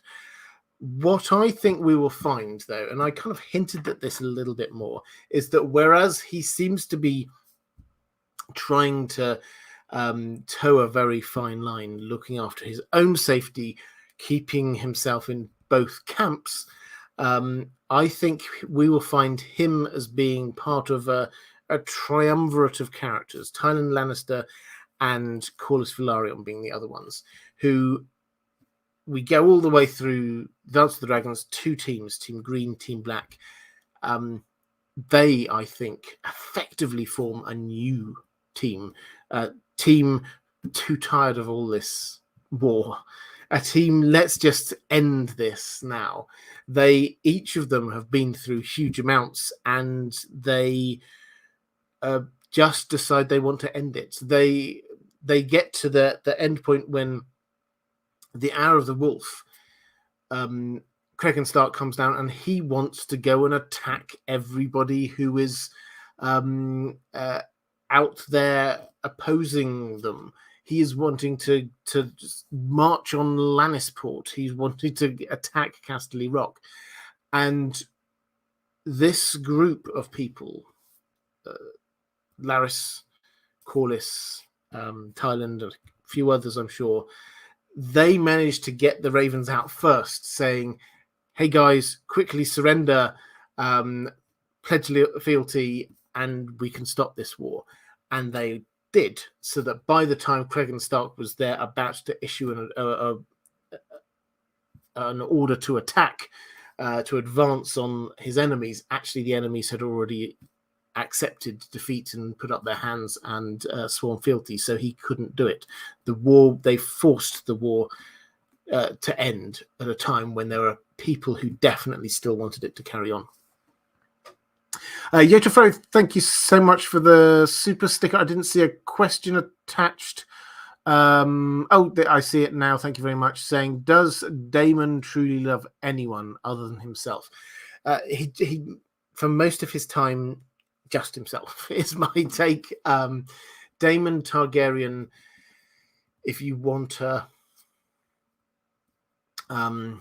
sort of a cheat code to why is he doing anything that he does, it's how does he personally get closer to power. That seems to be driving him all the way through this. There is one little asterisk here. There is one thing that makes you go, hang on a moment, maybe he did love some people. First of all, there was Mysaria. She was his lover. She became pregnant with his child, and he went and he stole a dragon egg with the intention of her having that dragon egg and his child having the dragon egg. Could he have loved her?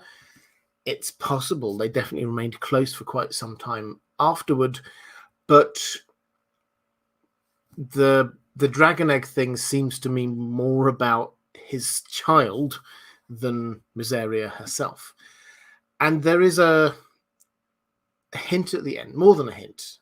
Daemon and Nettles spend so much time together. At the end, people are convinced that they are lovers, and Rhaenyra becomes convinced that they are lovers. And the person who convinces her of this is Mysaria. Now, why on earth would Mysaria betray her lover, Daemon, like this? Only if he has betrayed her by getting together with Nettles, is my suggestion. And Rhaenyra similarly believes she's turned a blind eye to all of his ridiculous things that he's done before. That strikes me as perhaps she sees that he did fall in love, and that these are the women spurned. So maybe that's reading too much into it, but that's just the way that it feels, is that the hints that we're being given are George R. R. Martin telling us that actually maybe at the very end of his life, he finds love. He sees something over and above himself. He certainly seems to lose his drive. He certainly seems to lose his will to live. When Aemond meets him, just before they have that epic battle above the God's Eye on their dragons, Aemond says, "You have lived too long, Nuncle." And Daemon says, "On that, we agree." And then he clearly, from the very beginning, before that battle, he did not chain himself onto his dragon. He was always intending to commit murder-suicide, effectively, to kill Aemond at the same time as himself dying. So he had a change of heart somewhere along those lines. Kartik Prabhu saying, who has a bigger boinking count, Mushroom or Matt Damon? And Matt Damon, this is Matt Smith Damon, not actually Matt Damon. I think if you believe Mushroom, then Mushroom, but probably Damon. Andrew Kay saying, I do think Damon genuinely loved his brother, the king, only one he showed restraint with on a number of occasions. Yes, he did show restraint, but it does always seem to be linked in with what's best for him. So he shows restraint, he hands over his crown. This gets him back in good favor so that he can then join court once more, that kind of thing. I think there was brotherly love there, but perhaps not as much as other brothers. Cloaked One, picking up for Mattia. Thank you very much. I love it when people do this, picking up questions for other people. Would you want a short video lore series for House of the Dragon similar to Wheel of Time Origins, maybe narrated by Old Nan or Mushroom? So yeah, Wheel of Time Origins was they did some short videos, lore videos, giving some background to the Wheel of Time. Would I want a similar thing for House of the Dragon? I don't see why not. They did back in the early days of Game of Thrones, they did a whole series of fantastic little lore videos as well, narrated by the cast, which were excellent. So yeah, I'm all for that kind of thing. There used to be, back in the day, this was the DVD extras they would just be creating, but nowadays, yeah, this is extra content. I think it'd be a good idea. I've got absolutely no problem with it at all. Let's go. Question from Catherine Furseth. This is picking up on the canon question as well, canonicity question. I wonder what your thoughts are on House of the Dragon being canon in a way that the ending of Game of Thrones TV series never was. Is this what we're to assume, since George R. R. Martin himself has stated very clearly on his blog that his involvement in the spin-off series is based on his wish to make them as much canonical as possible? At the same time, he is saying that the Winds of Winter, and thus the ending of A Song of Ice and Fire, will be different from the show, meaning the show ending of Game of Thrones was not canonical. Well, yes. So the show ending, and this, I talked, was it a couple of weeks ago, maybe on a live stream, and I was talking about his he did a whole series of big updates about writing, where he's out on the Winds of Winter, things like that. And the thing that he was keen to emphasize was that he's this, as he calls it, a gardener writer. As he writes, he watches things bloom and grow, and he sort of follows the story where it leads him and where the characters lead him. So that's he gave that whole background so that he could lead into him saying, and as I've been writing the Winds of Winter, the story has been changing, and in particular, it's getting further and further away from where Game of Thrones, the TV show, ended. So he's flagging up for us. He's saying this is not, the book is not going to be the same as the TV show, which I think is something he had a nagging concern at the back of his mind when people go, well, this wasn't what happened. This is completely different from the TV show. It's hard to forget he he released the last book right at the very beginning of season 1 of the TV show. Since the whole fame and of this has happened since he last finished a book in the series of A Song of Ice and Fire.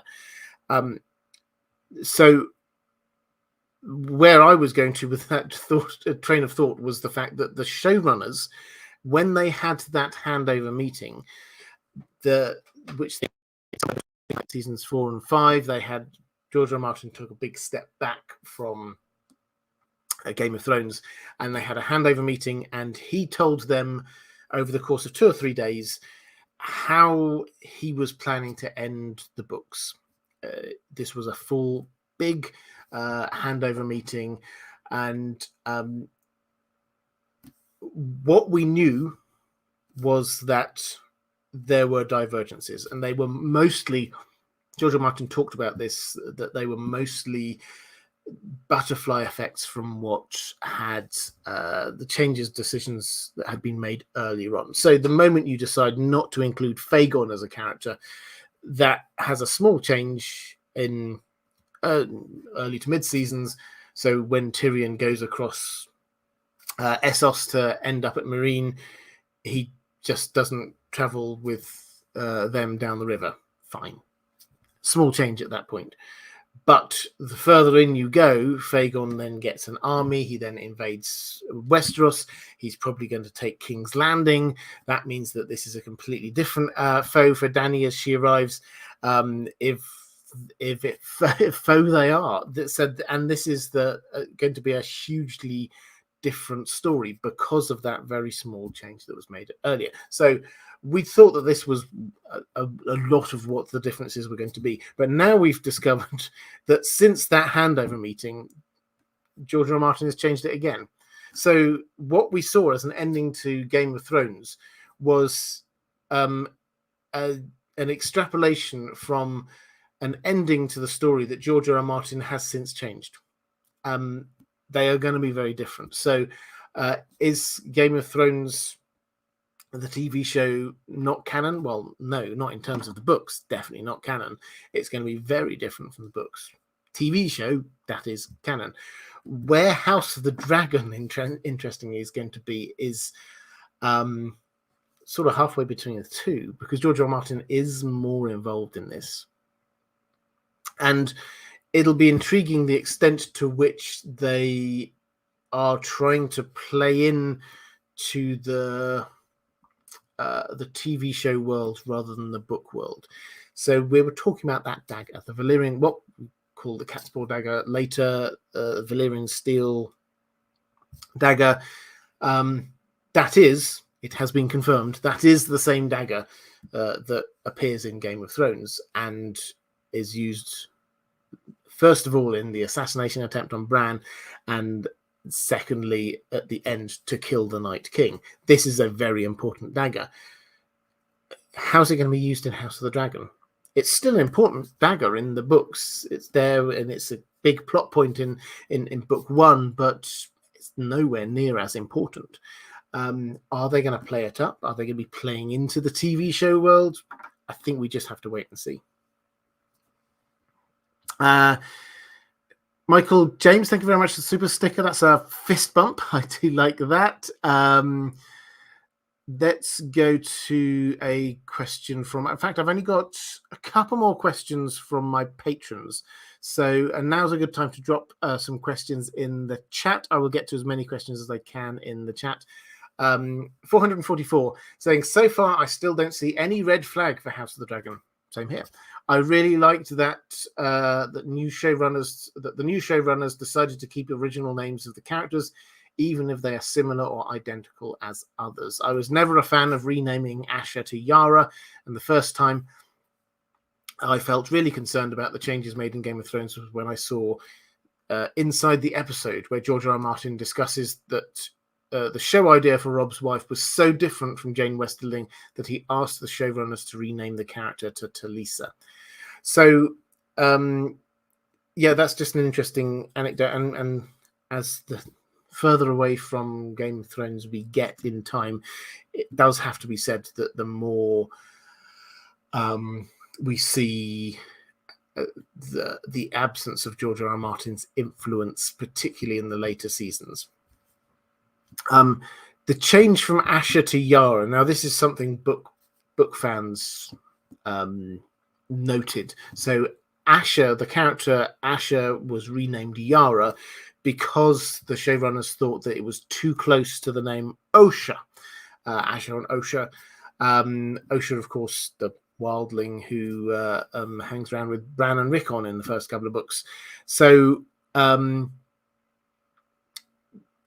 was that a fair change? I mean, personally, I didn't have too much of a problem with that as a name change, because the character of Asha Yara was broadly the same. Yes, there were differences, but yes, the plot line was different, but broadly speaking, it's roughly the same character.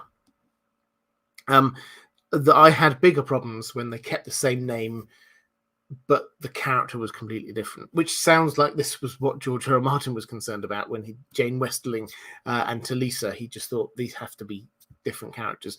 Euron is such a different character in the books and the TV show.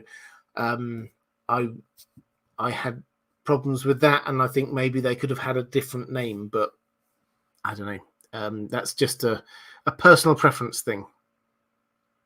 Final question from one of my patrons, Dan McKay, saying, has George R. R. Martin ever done a cameo in his shows, like how Peter Jackson did in Lord of the Rings?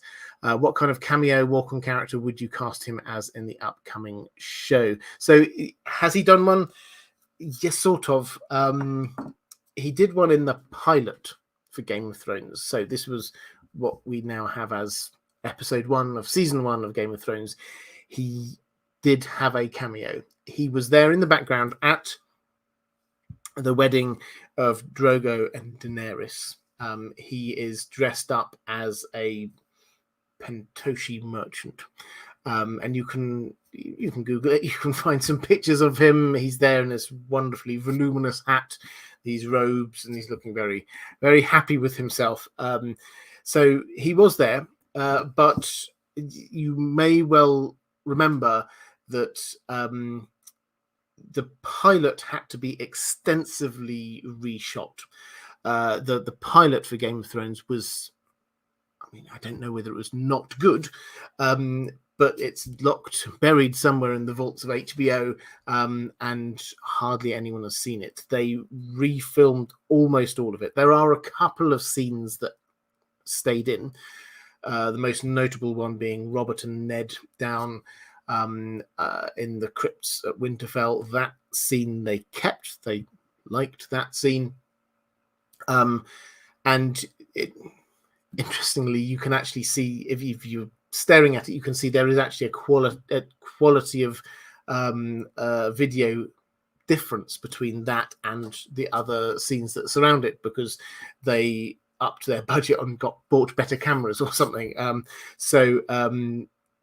But that stayed. But tragically, the footage of George R. R. Martin in the background with his cameo has been lost. So he did take part in a cameo, but we've just never seen it. He said he's not going to be doing cameos or anything while he's still writing The Winds of Winter. So I think no for the short term, but let's put our positive hats on. When he finishes The Winds of Winter in the next couple of years, before the show finishes, then that's not a prediction from me, by the way. I've given up on predicting when The Winds of Winter happens, but if he finishes that before House of the Dragon finishes, yeah, I think that we will probably get a little cameo from him. Well, who knows? Probably some random person in King's Landing, a minor functionary in the Red Keep, something like that. I don't think that he's got any pretensions to be an actor. So I think he's very happy just sitting in the background. I mean, even less than Stan Lee. Stan Lee would often just, like, in his many cameos from Marvel, he would often have like a line or something. I don't think George R. R. Martin's really there to be taking any of the camera time, just as a fun thing for him to be in the background. And he deserves it. Reflective ramblings. They're picking up question. Thank you very much. Picking up a question from Matthew Stewart. How much magic besides dragons do you think we will see in House of the Dragon?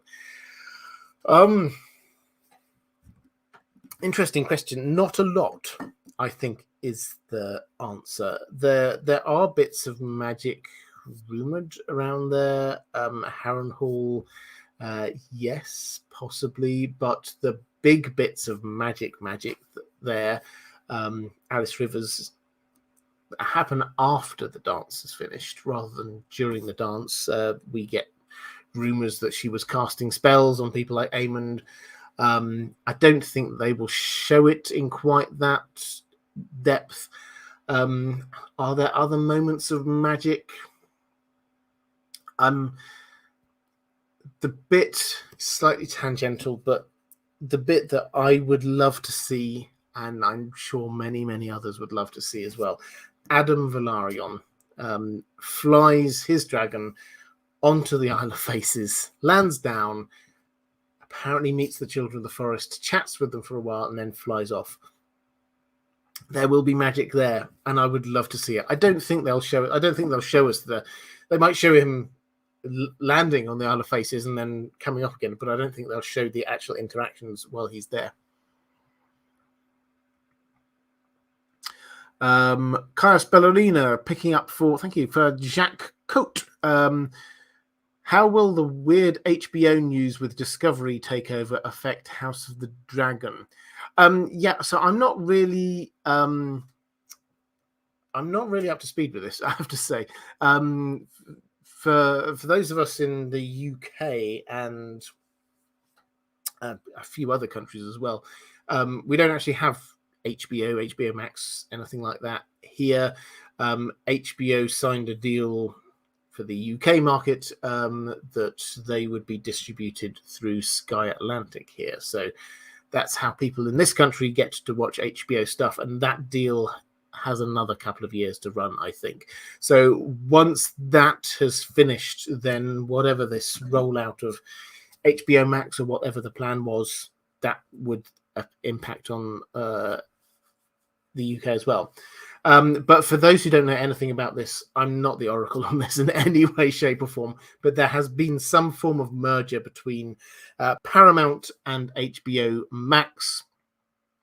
As for what the implications of this are, HBO Max were going on a huge expansion out across the world.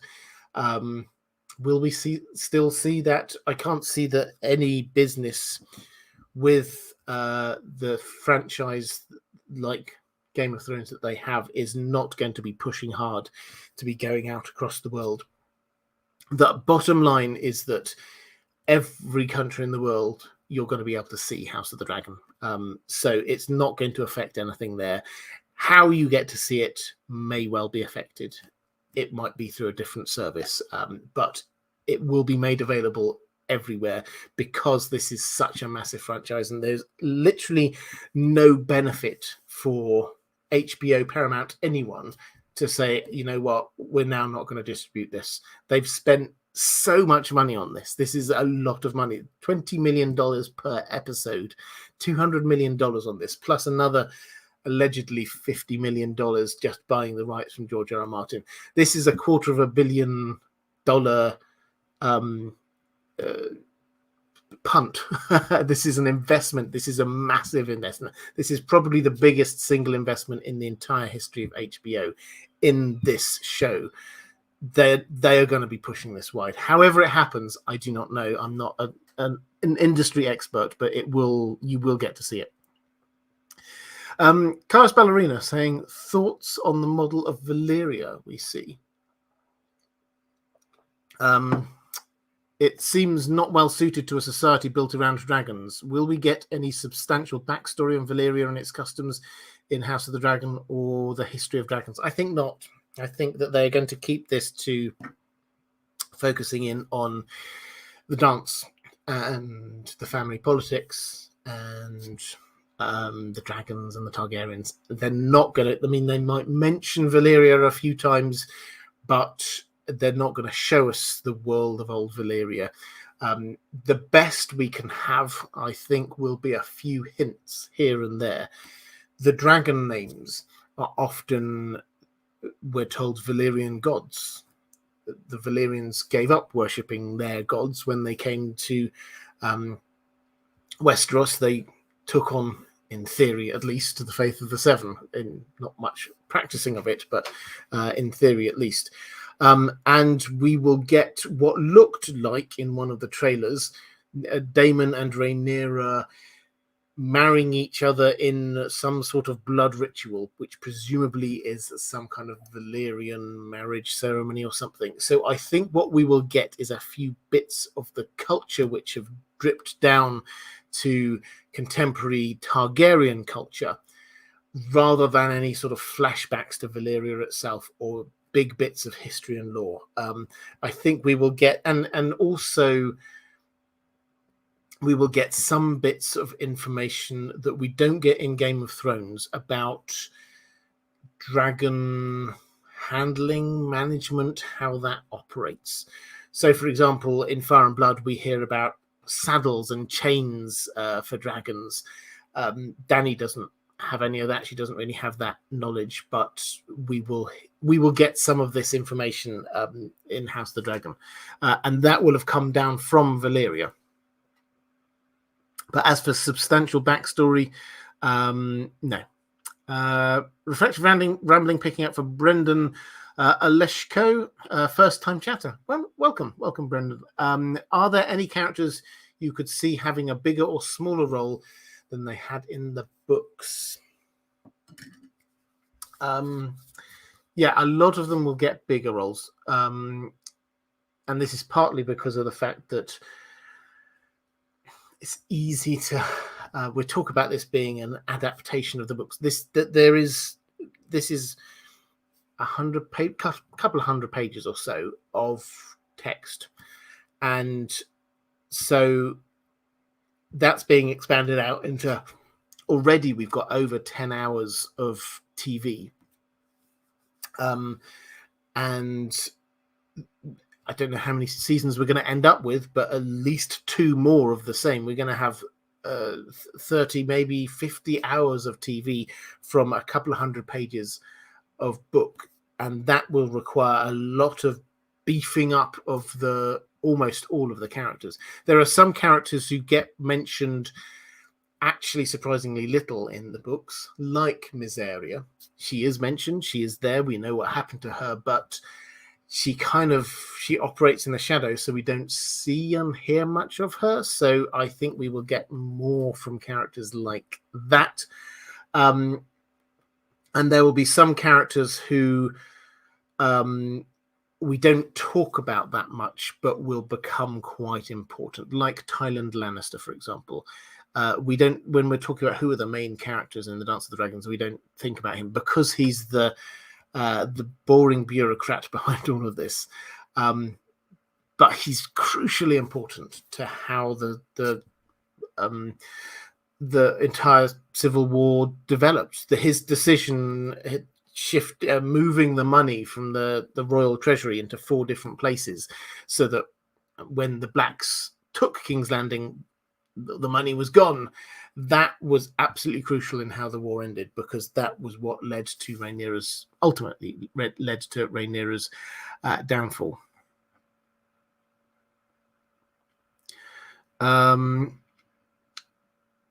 Melissa Gill, thank you very much. Didn't see a question attached to that. Just seeing whether I can. Oh, here we go. Yep. Reflective rambling. Thank you. How do the dragons know who to fight? What took Vhagar and Caraxes from buds hanging out in Essos to trying to kill each other? Right. So dragons have a connection. The bond they have with their owner means that they kind of share a feel. So you get when you get the greens and the blacks at court, and they can't.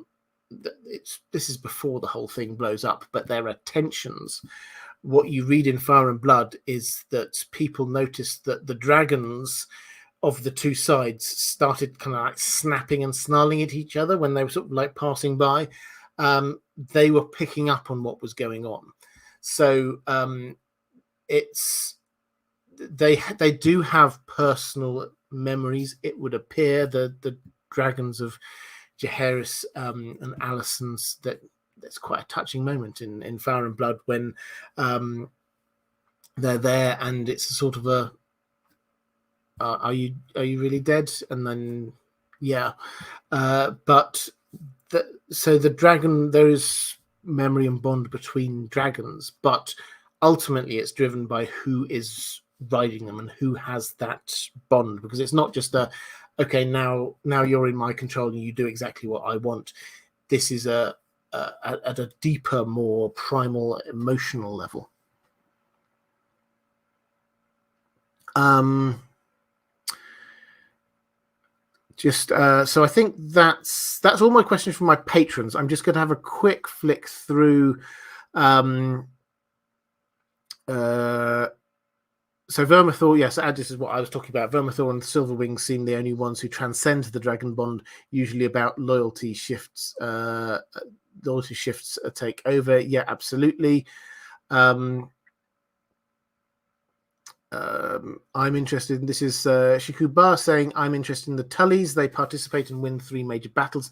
They sort of hold themselves back a little bit for a while. There's a generational issue going on with the Tullys, where the Lord Tully is he's on one side and the younger Tullys are on the other side, and so they don't actually engage in the war for a little while because they're sort of holding back. But yeah, they are the lads, the Tullys and others coming forth. They will prove to be important coming up later.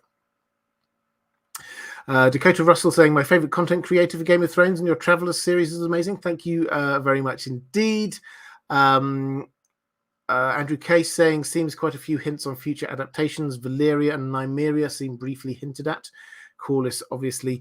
Yeah, so there are quite lots of possible things. Matthew Stewart, will we see Cannibal? Definitely not in season 1.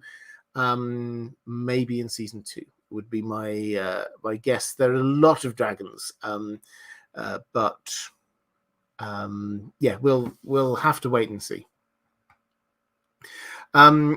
Okay, I think with that, I'm going to start drawing this one to a close. Next, we've got 2 more weeks, I think, until we get to House of the Dragon itself. As I say, the way that I'm going to cover it, I will be doing pre-show live streams on the Sunday, 10 p.m. my time, that's 5 p.m. Eastern, just as a chance before each episode, just to go through, answer any questions, unpack what happened in the previous episode, look forward to what might be happening in the next episode. I'll be doing episode breakdowns after every episode as well. So that's coming up in the future.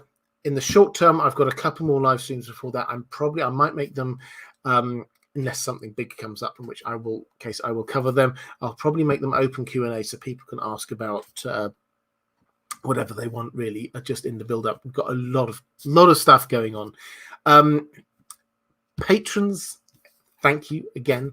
Moderators, thank you again. I will be back next week. If you are watching this back a little bit later, appearing somewhere here is going to be a link to other live streams that I have done. Appearing somewhere here is going to be a link to my Patreon page, which is the best way to support this channel if you wish to do so. Okay, I think that's all for this time. Take care, everyone, and I shall see you again soon.